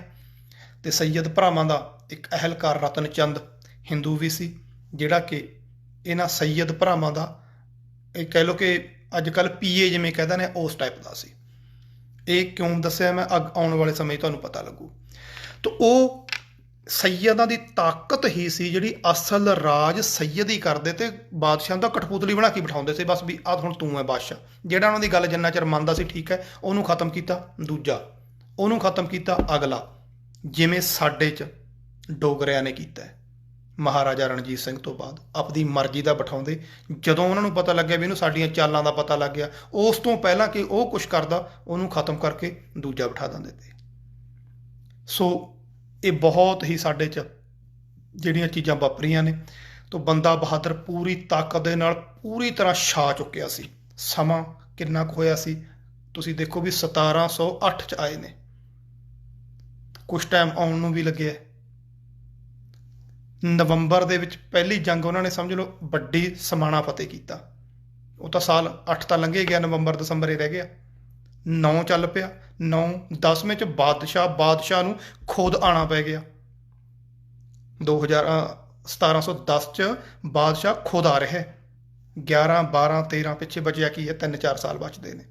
ਇਹਨਾਂ 3-4 ਸਾਲਾਂ 'ਚ ਲੋਕਾਂ ਨੂੰ ਦਿਖਾਤਾ ਕਿ ਬਾਦਸ਼ਾਹ ਕੀ ਹੁੰਦਾ, ਰਾਜ ਕੀ ਹੁੰਦਾ। ਬੇਗਮਪੁਰਾ ਜੋ ਗੁਰੂ ਗ੍ਰੰਥ ਸਾਹਿਬ ਦੇ ਵਿੱਚ ਬਾਬਾ ਰਵਿਦਾਸ ਜੀ ਦੀ ਬਾਣੀ ਦਰਜ ਹੈ ਨਾ, बेगमपुरा शहर को नाऊ, दुख अंधो नहीं तह ठाओ, तह तजवीज़ खराज ना माल, खौफ ना खता ना तरस जवाल, कायम दायम सदा पातशाही, दो मना सोम एक सो आही, आबादान सदा मशहूर, ऊहां गनी बसै मामूर, ज्यों ज्यों सैल करै त्यों भावै, महर महल न को अटकावै। सानू कोई रोके ना, सानू कोई टोके ना, कह रविदास खलास चमारा, जो हम शहरी सो मीत हमारा। ਇਹੋ ਜਿਹਾ ਸਾਨੂੰ ਸ਼ਹਿਰ ਚਾਹੀਦਾ, ਬੇਗਮਪੁਰਾ, ਜਿੱਥੇ ਗਮ ਨਾ ਹੋਵੇ, ਗਮ ਤੋਂ ਰਹਿਤ। ਗਮ ਤੋਂ ਹਰ ਭਾਵ ਆ ਜਿਹੜੇ ਸਾਨੂੰ ਕੋਈ ਨੀਵਾਂ ਕਹਿੰਦਾ, ਕੋਈ ਮਾੜਾ ਕਹਿੰਦਾ, ਸਾਨੂੰ ਜਾਤਾਂ ਨਾਲ ਤਿਰਸਕਾਰਿਆ ਜਾਂਦਾ, ਸਾਨੂੰ ਰੱਬ ਦਾ ਨਾਂ ਨਹੀਂ ਲੈਣ ਦਿੱਤਾ ਜਾਂਦਾ, ਸਾਨੂੰ ਮੰਦਰਾਂ 'ਚੋਂ ਧੱਕੇ ਮਾਰੇ ਜਾਂਦੇ ਨੇ। ਭਗਤ ਨਾਮਦੇਵ ਜੀ ਨੂੰ ਤੁਹਾਨੂੰ ਉਹ ਕਹਾਣੀਆਂ ਤਾਂ ਆਪਾਂ ਨੂੰ ਪਤਾ ਹੀ ਨੇ ਨਾ, ਕਿਵੇਂ ਉਹਨਾਂ ਨੂੰ ਕਿਹਾ ਗਿਆ ਕਿ ਤੁਸੀਂ ਆ ਨਹੀਂ ਸਕਦੇ। ਅੱਜ ਵੀ ਤੁਸੀਂ ਕਦੇ ਕਿਸੇ ਮੰਦਰ 'ਚ ਦੇਖ ਲਓ, ਸ਼ੂਦਰ ਮੰਦਰ 'ਚ ਦਾਖਲ ਨਹੀਂ ਹੋ ਸਕਦੇ। ਲੁਕ ਛਿਪ ਕੇ ਤਾਂ ਹੋਈ ਜਾਣ, ਤੇ ਜਿਹੜਾ ਪੁਜਾਰੀ ਹੈ ਮੰਦਰ ਦਾ ਉਹ ਸਿਰਫ ਪੰਡਤ ਬਣ ਸਕਦਾ। ਸੋ ਉਹ ਬੇਨਤੀ ਕਰ, ਅਤੇ ਮੁਗਲਾਂ ਨੇ ਰਾਜਨੀਤਿਕ ਤੌਰ 'ਤੇ ਵੀ ਤਬਾਹੀ ਕਰਤੀ, ਜ਼ੁਲਮ ਜ਼ੁਲਮ ਚਾਰੇ ਪਾਸੇ। ਤੇ ਉਹ ਇਹ ਸੋਚ ਰਹੇ ਨੇ ਕਿ ਕਈ ਇਹੋ ਜਿਹਾ ਸ਼ਹਿਰ ਹੋ ਸਕਦਾ, ਜਿਵੇਂ ਅੱਜ ਕੱਲ੍ਹ ਆਪਾਂ ਵਿਦੇਸ਼ਾਂ ਦੇ ਦੇਖਦੇ ਹਾਂ ਨਾ, ਵੀ ਕਿੰਨਾ ਸਿਸਟਮ ਵਧੀਆ, ਸਾਰਿਆਂ ਨੂੰ ਇਕੁਅਲ ਦੇਖਦੇ ਨੇ, ਕਾਨੂੰਨ ਸਭ ਲਈ ਸਾਂਝਾ ਹੈ, ਭਾਵੇਂ ਕਿ ਅੰਦਰ ਖਾਤੇ ਅੱਜ ਵੀ ਬਹੁਤ ਕੁਛ ਹੈ ਇੱਥੇ। ਜਿਵੇਂ ਕਿ ਹੁਣ ਤਾਂ ਸਾਰੀ ਦੁਨੀਆ 'ਚ ਗੱਲ ਫੈਲੀ ਹੋਈ ਹੈ, ਜਿਹੜਾ ਉਹ ਬਲੈਕ ਬਾਈ ਅਮਰੀਕਾ ਦੇ ਵਿੱਚ ਇੱਕ ਪੁਲਿਸ ਵਾਲੇ ਨੇ ਗਰਦਨ 'ਤੇ ਗੋਡਾ ਰੱਖ ਕੇ ਮਾਰਿਆ। ਤੁਸੀਂ ਸਾਰਿਆਂ ਨੇ ਉਹ, ਹੁਣ ਤਾਂ YouTube ਹੈ, ਚੈਨਲਾਂ 'ਤੇ ਤਾਂ ਬਹੁਤਾ ਕੁਛ ਹੈ ਜਾਂ ਆਉਂਦਾ ਨਹੀਂ ਸੀ, ਹੁਣ ਤਾਂ ਸਾਰੀਆਂ ਵੀਡੀਓ ਹੂਬਹੂ ਤੁਹਾਡੇ ਕੋਲੇ ਪਹੁੰਚ ਜਾਂਦੀਆਂ ਨੇ। ਉੱਥੇ ਵੀ ਜਦੋਂ ਤੁਸੀਂ ਇਹ, ਹੁਣ ਕਈ ਵਾਰੀ ਆਪਾਂ ਇਹ ਸੋਚਦੇ ਹਾਂ ਵੀ ਇੱਕ ਅੱਧੀ ਘਟਨਾ ਹੋ ਗਈ, ਇੱਕ ਅੱਧੀ ਨਹੀਂ, ਹਜ਼ਾਰਾਂ ਦੀ ਗਿਣਤੀ ਹੈ, ਸੇਮ ਕ੍ਰਾਈਮ। ਕਿਉਂਕਿ ਸਾਡੇ ਬੱਚਿਆਂ ਨੂੰ ਸਕੂਲਾਂ 'ਚ ਬੁੱਕਸ ਲੱਗੀਆਂ ਨੇ, ਉਹਦੇ 'ਚ ਉਹਨੇ ਬੇਟੀ ਨੇ ਦੱਸਿਆ ਕਿ ਉਹਨੂੰ ਸਪੈਸ਼ਲ ਬੁੱਕ ਉਹਦੀ ਟੀਚਰ ਨੇ ਦਿੱਤੀ ਹੈ, ਕਾਲਿਆਂ ਦੇ ਉੱਤੇ ਜੋ ਜ਼ੁਲਮ ਹੈ ਉਹਨੇ ਲਿਖਿਆ ਹੈ। ਉਸ ਕਿਤਾਬ ਦੇ ਵਿੱਚ ਮੈਨੂੰ ਪੜ੍ਹ ਕੇ ਉਹਨੇ ਸੁਣਾਈ ਕਿ 1000 ਜੇ ਕ੍ਰਾਈਮ ਹੁੰਦਾ ਸੇਮ, ਜਿਹਦੇ 'ਚੋਂ ਸਪੋਜ਼ ਕਰੋ ਵੀ 500 ਗੋਰੇ ਨੇ ਤੇ 500 ਕਾਲੇ ਨੇ, ਤਾਂ ਪੁਲਿਸ ਵਾਲਿਆਂ ਦੀ ਨਜ਼ਰ 'ਚ ਜਿਹੜੇ ਕਾਲੇ ਨੇ ਆਮ ਤੌਰ 'ਤੇ 450 ਨੂੰ ਗੋਲੀ ਮਾਰੀ ਜਾਂਦੀ ਹੈ, ਤੇ ਜਿਹੜੇ ਗੋਰੇ ਨੇ ਤਕਰੀਬਨ 20-25 ਨੂੰ, ਸੇਮ ਕ੍ਰਾਈਮ 'ਚ। ਇੰਨੀ ਕੁ ਉਹਨਾਂ ਦੇ ਅੰਦਰ ਨਫ਼ਰਤ ਹੈ, ਸਿਰਫ ਰੇਸਿਸਟ ਜਿਹਨੂੰ ਆਪਾਂ ਕਹਿ ਦਿੰਦੇ ਹਾਂ। ਆਪਣੇ ਜਾਤ ਪਾਤ ਹੈ, ਇੱਧਰ ਕਾਲਾ ਚਿੱਟਾ ਹੈ, ਸਭ ਕਿਤੇ ਇਹ ਚੀਜ਼ਾਂ ਚੱਲਦੀਆਂ ਨੇ। ਤੇ ਇਸ ਚੀਜ਼ ਨੂੰ ਕੱਢਣ ਦੇ ਭਾਵੇਂ ਕਿ ਸਰਕਾਰਾਂ ਕੋਸ਼ਿਸ਼ ਕਰ ਰਹੀਆਂ ਨੇ, ਕਰ ਵੀ ਰਹੀਆਂ ਨੇ, ਸਖਤਾਈਆਂ ਵੀ ਕਰ ਰਹੀਆਂ ਨੇ, ਪਰ ਅੰਦਰੋਂ ਨਿਕਲਣ ਲਈ ਪਤਾ ਨਹੀਂ ਹਲੇ ਹੋਰ ਕਿੰਨੀਆਂ ਸਦੀਆਂ ਲੱਗਣਗੀਆਂ। ਅਮੀਰ ਗਰੀਬ ਦਾ ਵਿਤਕਰਾ, ਜਾਤ ਪਾਤ ਦਾ ਵਿਤਕਰਾ, ਰੰਗ ਰੂਪ ਦਾ ਵਿਤਕਰਾ, ਨਸਲ ਦਾ ਵਿਤਕਰਾ, ਆ ਜਿਹੜੇ ਖਾਨਦਾਨੀ ਉੱਚੇ ਬਣਦੇ ਨੇ ਆਪਦੇ ਆਪ ਨੂੰ, ਇਹ ਵੀ ਵਿਤਕਰਾ ਹੀ ਹੈ। ਇਹ ਵੀ ਸਾਨੂੰ ਨੀਵਾਂ ਸਮਝਦੇ ਨੇ, ਤਾਂ ਹੀ ਕਹਿੰਦੇ ਨੇ ਅਸੀਂ ਫਲਾਣੇ 'ਚੋਂ, ਤੁਸੀਂ ਕਿਹਦੇ 'ਚੋਂ? ਅਸੀਂ ਗੁਰੂ ਗੋਬਿੰਦ ਸਿੰਘ 'ਚੋਂ ਹਾਂ। ਬਸ ਇੱਕੋ ਜਵਾਬ ਹੋਊਗਾ ਸਾਡਾ ਕਿ ਅਸੀਂ ਗੁਰੂ ਗੋਬਿੰਦ ਸਿੰਘ 'ਚੋਂ, ਤੁਸੀਂ ਹੋਵੋਗੇ ਸਿੱਖਾਂ ਦੇ ਸਿੱਖ, ਅਸੀਂ ਗੁਰੂ ਦੇ ਸਿੱਖ ਹਾਂ। ਸੋ ਇਸ ਢੰਗ ਦੇ ਨਾਲ ਬਾਬਾ ਰਵਿਦਾਸ ਜੀ ਨੇ ਕਲਪਨਾ ਕੀਤੀ ਵੀ ਇਹੋ ਜਿਹਾ ਸ਼ਹਿਰ ਹੋ ਸਕਦਾ ਕੋਈ, ਜਿੱਥੇ ਸ਼ਹਿਰ ਦਾ ਭਾਵ ਰਾਜ, ਤੇ ਉਹ ਰਾਜ ਬਾਬਾ ਬੰਦਾ ਸਿੰਘ ਬਹਾਦਰ ਨੇ ਪ੍ਰਗਟ ਕਰਤਾ ਵੀ ਹਾਂ ਹੋ ਸਕਦਾ। ਗੁਰੂ ਨਾਨਕ ਸਾਹਿਬ ਦੇ ਸਿਧਾਂਤ ਨੂੰ ਲੈ ਕੇ, ਪਿਤਾ ਦਸ਼ਮੇਸ਼ ਜੀ ਦਾ ਥਾਪੜਾ ਲੈ ਕੇ ਬਾਬਾ ਬੰਦਾ ਸਿੰਘ ਬਹਾਦਰ ਨੇ ਇਸ ਲਹਿਰ ਨੂੰ ਇੰਨਾ ਕੁ ਪ੍ਰਚੰਡ ਕੀਤਾ, ਇੰਨਾ ਕੁ ਸਿਰੇ ਲੈ ਕੇ ਆਉਂਦਾ ਕਿ ਲੋਕਾਂ ਨੇ ਦੇਖ ਲਿਆ ਵੀ ਹਾਂ ਆਹ ਰਾਜ ਯਾਰ ਹੋ ਸਕਦਾ, ਇੱਦਾਂ ਵੀ ਹੋ ਸਕਦਾ ਹੈ। ਸੋ ਇਹ ਸੀ ਬਾਬਾ ਬੰਦਾ ਸਿੰਘ ਬਹਾਦਰ ਦਾ ਜਿਹੜਾ ਜੀਵਨ ਸੀ ਇੱਥੇ ਤੱਕ। ਫਰਕਸ਼ੀਅਰ ਹੁਣ ਗੱਦੀ ਤੇ ਬਹਿ ਗਿਆ, ਉਹਨੇ ਸਭ ਤੋਂ ਪਹਿਲਾਂ ਧਿਆਨ ਦਿੱਤਾ, ਨਵੀਆਂ ਨਿਯੁਕਤੀਆਂ ਕੀਤੀਆਂ। ਜ਼ਕਰੀਆ ਖਾਨ ਅਬਦੁਲ ਸਮਦ ਖਾਨ ਦਾ ਬੇਟਾ, ਇਤਿਹਾਸ ਦੇ ਵਿੱਚ ਜ਼ਕਰੀਆ ਖਾਨ ਨੂੰ ਕਿਹੜਾ ਸਿੱਖ ਹੈ ਜਿਹੜਾ ਨਹੀਂ ਜਾਣਦਾ, ਉਹ ਇੱਥੋਂ ਚੱਲ ਆ ਗਿਆ। ਹੁਣ ਇੱਥੋਂ ਫਰਕਸ਼ੀਅਰ ਨੇ ਉਹਨੂੰ ਨਿਯੁਕਤ ਕੀਤਾ ਹੈ ਬੰਦਾ ਸਿੰਘ ਬਹਾਦਰ ਨੂੰ ਸਪੈਸ਼ਲ ਤੌਰ ਤੇ ਖਤਮ ਕਰਨ ਦੇ ਲਈ। ਇੱਥੋਂ ਸਮਝ ਲਓ ਸਾਡੇ ਨਾਲ ਉਹਦੀ ਦੁਸ਼ਮਣੀ ਸ਼ੁਰੂ ਹੋਈ ਹੈ, ਤੇ ਲੰਮਾ ਸਮਾਂ ਉਹਨੇ ਸਿੱਖਾਂ ਦਾ ਜੋ ਘਾਣ ਕੀਤਾ, ਚਰਖੜੀਆਂ ਤੇ ਸਿੰਘ ਚਾੜੇ ਨੇ ਜਿਹੜੇ, ਜੋ ਬਾਲ ਬੱਚਿਆਂ ਨਾਲ ਹਾਲ ਉਹਨੇ ਕੀਤੀ ਹੈ, ਜੋ ਭਾਈ ਤਾਰੂ ਸਿੰਘ ਵਰਗਿਆਂ ਦੀਆਂ ਖੋਪਰੀਆਂ ਲਾਈਆਂ, ਚਰਖੜੀਆਂ ਤੇ ਚਾੜੇ, ਬੰਦ ਕੱਟੇ, ਨੇਜਿਆਂ ਤੇ ਟੰਗੇ, ਜੋ ਜੋ ਕੁਛ ਕੀਤਾ, ਇਹ ਦੋ ਬਹੁਤ ਭਿਆਨਕ ਜਰਵਾਣੇ ਹੋਏ ਨੇ। ਪਹਿਲਾ ਜ਼ਕਰੀਆ ਖਾਨ, ਦੂਜਾ ਮੀਰ ਮੰਨੂ ਪੁਰਾਣੇ ਸਮੇਂ 'ਚ। ਸੋ ਇਹ ਇਤਿਹਾਸ ਦੇ ਵਿੱਚ ਇੱਥੋਂ ਆਉਂਦਾ ਹੈ ਜ਼ਕਰੀਆ ਖਾਨ ਬਾਬਾ ਬੰਦਾ ਸਿੰਘ ਬਹਾਦਰ ਦੇ ਵੇਲੇ, ਤੇ ਫਰਕਸ਼ੀਅਰ ਉਹਦੀ ਨਿਯੁਕਤੀ ਕਰਦਾ ਹੈ। ਸੋ ਇਹਨੇ ਕਿਸ ਢੰਗ ਦੇ ਨਾਲ ਫਿਰ ਅਗਲੀਆਂ ਕਾਰਵਾਈਆਂ ਕੀਤੀਆਂ, ਕਿਉਂਕਿ ਸਮਾਂ ਹੁਣ ਇਜਾਜ਼ਤ ਨਹੀਂ ਦੇ ਰਿਹਾ, ਤੇ ਆਪਾਂ ਇੱਥੇ ਹੀ ਫਤਿਹ ਦੀ ਸਾਂਝ ਕਰੀਏ, ਕਿਉਂਕਿ ਬਾਕੀ ਦਾ ਜੋ ਟੌਪਿਕ ਆਪਾਂ ਕੱਲ੍ਹ ਨੂੰ ਸਾਂਝਾ ਕਰਦੇ ਹਾਂ ਤੁਹਾਡੇ ਨਾਲ। ਕੋਸ਼ਿਸ਼ ਕਰਾਂਗੇ ਹੁਣ ਕਿ 40-45 ਮਿੰਟ ਦਾ ਹੀ ਰੱਖੀਏ, ਕਿਉਂਕਿ ਜ਼ਿਆਦਾ ਲੰਬਾ ਸਮਾਂ ਹੋ ਜਾਂਦਾ। ਸੋ ਮੈਂ ਇਹਨਾਂ ਨੂੰ ਵੀ, ਇਹਨਾਂ ਦੇ ਜੀਵਨ ਨੂੰ ਵੀ ਸ਼ਾਰਟ ਕਰਕੇ ਕੱਲ੍ਹ ਨੂੰ ਗੁਰਦਾਸ ਨੰਗਲ ਦੀ ਗੜੀ ਕਿਵੇਂ ਇਹਨਾਂ ਨੂੰ ਘੇਰਾ ਪਿਆ, ਕਿਸ ਢੰਗ ਦੇ ਨਾਲ ਗ੍ਰਿਫਤਾਰ ਕੀਤਾ, ਸ਼ਹਾਦਤਾਂ ਦਾ ਜੋ ਦੌਰ ਚੱਲਿਆ ਤੇ ਜੋ ਘਟਨਾਵਾਂ ਉੱਥੇ ਹੋਈਆਂ ਨੇ ਉਹ ਬਹੁਤ ਹੀ ਦਿਲ ਹਿਲਾਉਣ ਵਾਲੀਆਂ ਨੇ ਔਰ ਹੈਰਾਨ ਕਰਨ ਵਾਲੀਆਂ ਨੇ। ਬੰਦੇ ਮੂੰਹ 'ਚ ਉਂਗਲਾਂ ਲੈ ਕੇ ਬਹਿ ਜਾਂਦੇ ਨੇ ਵੀ ਐਂ ਹੋ ਸਕਦਾ, ਵੀ ਆਹ ਚੀਜ਼ ਹੋ ਸਕਦੀ ਹੈ। ਅੰਗਰੇਜ਼ ਬੰਦੇ, ਈਸਟ ਇੰਡੀਆ ਕੰਪਨੀ ਦੇ 2 ਮੁਲਾਜ਼ਮ ਮੌਜੂਦ ਨੇ ਉੱਥੇ ਜਿਨ੍ਹਾਂ ਨੇ ਘਟਨਾਵਾਂ ਲਿਖੀਆਂ ਨੇ। ਕਾਫੀ ਖਾਨ ਤੇ ਕਾਮਵਰ ਖਾਨ 2 ਮੁਸਲਮਾਨ ਇਤਿਹਾਸਕਾਰ ਮੌਜੂਦ ਨੇ ਜਿਨ੍ਹਾਂ ਨੇ ਘਟਨਾਵਾਂ ਅੱਖੀਂ ਡਿੱਠੀਆਂ ਲਿਖੀਆਂ ਨੇ। ਭਾਵੇਂ ਸਿੱਖਾਂ ਲਈ ਕੋਈ ਬਹੁਤੀ ਚੰਗੀ ਸ਼ਬਦਾਵਲੀ ਨਹੀਂ ਉਹਨਾਂ ਨੇ ਵਰਤੀ ਜਿਵੇਂ ਕਾਜੀ ਨੂਰ ਮੁਹੰਮਦ ਵਰਤਦਾ, ਪਰ ਜੋ ਲਿਖਤ ਦੇ ਵਿੱਚੋਂ ਮਿਲ ਜਾਂਦਾ ਉਹ ਤਾਂ ਸਾਡੇ ਲਈ ਬਹੁਤ ਬਹੁਮੁੱਲਾ ਹੈ ਨਾ। ਸ਼ੁਕਰ ਹੈ ਉਹਨਾਂ ਦਾ, ਇਤਿਹਾਸਕਾਰਾਂ ਦਾ, ਕਿ ਲਿਖ ਕੇ ਤਾਂ ਗਏ ਨੇ। ਸਾਡੇ ਕੋਲ ਤਾਂ ਸਾਡੇ ਵਾਲਿਆਂ ਦਾ ਤਾਂ ਲਿਖਿਆ ਹੋਇਆ ਵੀ ਨਹੀਂ। ਸਾਡੇ ਵਾਲਿਆਂ ਨੇ ਤਾਂ ਜਿਨ੍ਹਾਂ ਨੇ ਲਿਖਿਆ, ਗਿਆਨੀ ਗਿਆਨ ਸਿੰਘ, ਰਤਨ ਸਿੰਘ ਭੰਗੂ, ਇਹਨਾਂ ਨੇ ਬਾਬਾ ਜੀ ਦੀ ਸ਼ਖਸੀਅਤ ਨੂੰ ਨੀਵਾਂ ਕਰਕੇ ਦਿਖਾਇਆ। ਇੰਨਾ ਕੁ ਮਾੜਾ ਲਿਖਿਆ ਕੇਸਰ ਸਿੰਘ ਛਿੱਬਰ ਬਸ, ਜਿਹੜਾ ਕਿ ਬੰਦਾ ਸਿੰਘ ਨੂੰ ਸਹੀ ਲਿਖਦਾ, ਉਹ ਵੀ ਗੁਰੂ ਸਾਹਿਬਾਨਾਂ ਬਾਰੇ ਉਹਦੀ ਜੋ ਰਚਨਾਵਾਂ ਨੇ ਉਹ ਸਹੀ ਨਹੀਂ, ਪਰ ਬੰਦਾ ਸਿੰਘ ਦੀਆਂ ਰਚਨਾਵਾਂ ਬਾਰੇ ਉਹ ਕਾਫੀ ਹੱਦ ਤੱਕ ਸੱਚਾਈ ਦੇ ਨੇੜੇ ਆ ਜਾਂਦਾ ਹੈ। ਸੋ ਅੰਗਰੇਜ਼ ਇਤਿਹਾਸਕਾਰ ਦੇ ਇਹ ਪਹਿਲਾਂ ਤੁਹਾਨੂੰ ਦੱਸਿਆ ਹੈ, ਅੰਗਰੇਜ਼ਾਂ ਦੇ ਵੇਲੇ ਤੱਕ ਆਉਣ ਤੱਕ, ਦੇਸ਼ ਆਜ਼ਾਦ ਹੋਣ ਤੱਕ ਬੰਬਾ ਬੰਦਾ ਸਿੰਘ ਬਹਾਦਰ, ਅੰਗਰੇਜ਼ਾਂ ਨੇ ਸਿੱਖਾਂ ਨੂੰ ਪੁੱਛਿਆ, ਥੋੜ੍ਹਾ ਜਿਹਾ ਸਾਂਝ ਕਰ ਰਿਹਾ 2 ਮਿੰਟ ਦੀ। ਅੰਗਰੇਜ਼ਾਂ ਨੇ ਕਿਉਂਕਿ ਉਹਨਾਂ ਨੂੰ ਜਦੋਂ ਦੇਖਿਆ ਵੀ ਇਹੋ ਜਿਹੀਆਂ ਸ਼ਹਾਦਤਾਂ ਹੋਈਆਂ ਨੇ, ਉਹਨਾਂ ਨੇ ਲੈਟਰ, ਜੋ ਚਿੱਠੀਆਂ ਲਿਖੀਆਂ ਹੋਈਆਂ ਨੇ ਈਸਟ ਇੰਡੀਆ ਕੰਪਨੀ ਦੇ ਆਫੀਸਰਸ ਨੂੰ, ਜੋ ਆਫੀਸਰਸ ਨੂੰ ਚਿੱਠੀਆਂ ਲਿਖੀਆਂ ਹੋਈਆਂ ਨੇ ਉਹਨਾਂ ਨੇ, ਉਹ ਚਿੱਠੀਆਂ ਪਈਆਂ ਨੇ ਕਿ ਕਿਸ ਢੰਗ ਦੇ ਨਾਲ ਬਾਬਾ ਬੰਦਾ ਸਿੰਘ ਬਹਾਦਰ ਨੂੰ ਚਿੱਠੀਆਂ ਲਿਖੀਆਂ ਪਈਆਂ ਨੇ ਵੀ ਕਿਸ ਈਸਟ ਇੰਡੀਆ ਕੰਪਨੀ ਨੂੰ ਕੋਈ ਫੋਨ ਕਰਕੇ ਤੰਗ ਕਰੀ ਜਾ ਰਿਹਾ ਵਿੱਚ, ਤੇ ਕਿ ਕਿਸ ਢੰਗ ਦੇ ਨਾਲ ਇਹਨੂੰ ਸ਼ਹੀਦ ਕੀਤਾ ਗਿਆ, ਕਿਸ ਢੰਗ ਦੇ ਨਾਲ ਮਾਰਿਆ ਗਿਆ। ਉਹ ਲੈਟਰ ਬਹੁਤ ਬਹੁਮੁੱਲੇ ਨੇ। ਫਿਰ ਉਹਨਾਂ ਨੇ ਜਾਣਨ ਲਈ ਸਿੱਖਾਂ ਨੂੰ ਮਿਲਣਾ ਸ਼ੁਰੂ ਕੀਤਾ। ਉਹਦੀ ਨਹੀਂ, ਉਹਨਾਂ ਦੇ ਉਹ ਲੈਟਰਾਂ ਤੋਂ ਪ੍ਰੇਰਿਤ ਹੋ ਕੇ ਜਿਹੜੇ ਹੋਰ ਇਤਿਹਾਸਕਾਰਾਂ ਨੇ ਵੀ ਸਿੱਖਾਂ ਨੂੰ ਪੁੱਛੀਏ, ਬੰਦਾ ਸਿੰਘ ਸੀ, ਕਿਸੇ ਵੀ ਸਿੱਖ ਦੇ, ਉਹਨਾਂ ਨੇ ਅੰਗਰੇਜ਼ਾਂ ਦੇ ਰਾਜ ਵੇਲੇ ਦੀ ਇਹ ਗੱਲ ਆ ਜਾਂਦੀ ਹੈ, ਤੇ ਵੀ ਉਹਨਾਂ ਦੇ ਕਹਿੰਦੇ ਕਿਸੇ ਸਿੱਖ ਦੇ ਜ਼ਿਹਨ 'ਚ ਬੰਦਾ ਸਿੰਘ ਬਹਾਦਰ ਦੀ ਇੱਜ਼ਤ ਨਹੀਂ ਸੀ, ਉਹਨੂੰ ਵਧੀਆ ਬੰਦਾ ਨਹੀਂ ਮੰਨਦੇ ਤੇ, ਕਿਉਂਕਿ ਸਾਡੇ ਇਤਿਹਾਸਕਾਰਾਂ ਨੇ ਬੇੜਾ ਗਰਕ ਕਰਕੇ ਰੱਖਤਾ। ਪਹਿਲੀ ਵਾਰ ਜੇ ਕਿਸੇ ਨੇ ਖੋਜ ਕਰਕੇ ਅੰਗਰੇਜ਼ਾਂ ਦੇ ਲੈਟਰ, ਮੁਸਲਮਾਨ ਇਤਿਹਾਸਕਾਰਾਂ ਦੀਆਂ ਲਿਖਤਾਂ ਪੜ੍ਹ ਕੇ ਪਹਿਲੀ ਵਾਰ ਜੇ ਕਿਸੇ ਨੇ ਬਾਬਾ ਬੰਦਾ ਸਿੰਘ ਬਹਾਦਰ ਦੇ ਹੱਕ 'ਚ ਉਹਦੀ ਅਸਲੀ ਸ਼ਖਸੀਅਤ ਨੂੰ ਸਾਹਮਣੇ ਲੈ ਕੇ ਆਉਂਦਾ, ਉਹ ਹੈ ਸਰਦਾਰ ਗੰਡਾ ਸਿੰਘ ਜੀ, ਡਾਕਟਰ ਗੰਡਾ ਸਿੰਘ ਜੀ ਜਿਹਨੂੰ ਆਪਾਂ ਕਹਿੰਦੇ ਹਾਂ। ਉਹਨਾਂ ਨੇ ਪਹਿਲੀ ਵਾਰ ਖੋਜਾਂ ਕੀਤੀਆਂ ਤੇ ਉਦੋਂ ਬਾਅਦ ਫਿਰ ਇਹ ਸਿਲਸਿਲਾ ਚੱਲਿਆ।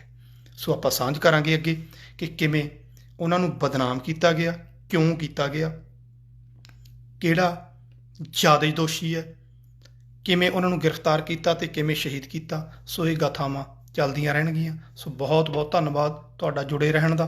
ਕੱਲ੍ਹ ਨੂੰ, ਅੱਜ ਮੈਂ ਇੱਕ ਫੇਰ ਮਾਫੀ ਮੰਗਾ ਕਿ ਟਾਈਮ ਦੀ ਮੇਰੇ ਤੋਂ ਮਿਸਟੇਕ ਹੋ ਗਈ ਸੀ, ਉਹ ਮੈਂ ਲਿਖਣਾ 9 ਵਜੇ ਸੀ ਪਰ 8:30 ਲੈ ਗਿਆ। ਸੋ ਕੱਲ੍ਹ ਨੂੰ ਵੀ ਆਪਾਂ 9 ਵਜੇ ਪੰਜਾਬ ਦੇ ਔਰ ਇੱਥੋਂ ਟੋਰਾਂਟੋ ਦੇ, ਕੈਨੇਡਾ ਦੇ 11:30 ਵਜੇ ਤੁਹਾਡੇ ਰੂਬਰੂ ਹੋਵਾਂਗੇ। ਵਾਹਿਗੁਰੂ ਜੀ ਕਾ ਖਾਲਸਾ, ਵਾਹਿਗੁਰੂ ਜੀ ਕੀ ਫਤਿਹ।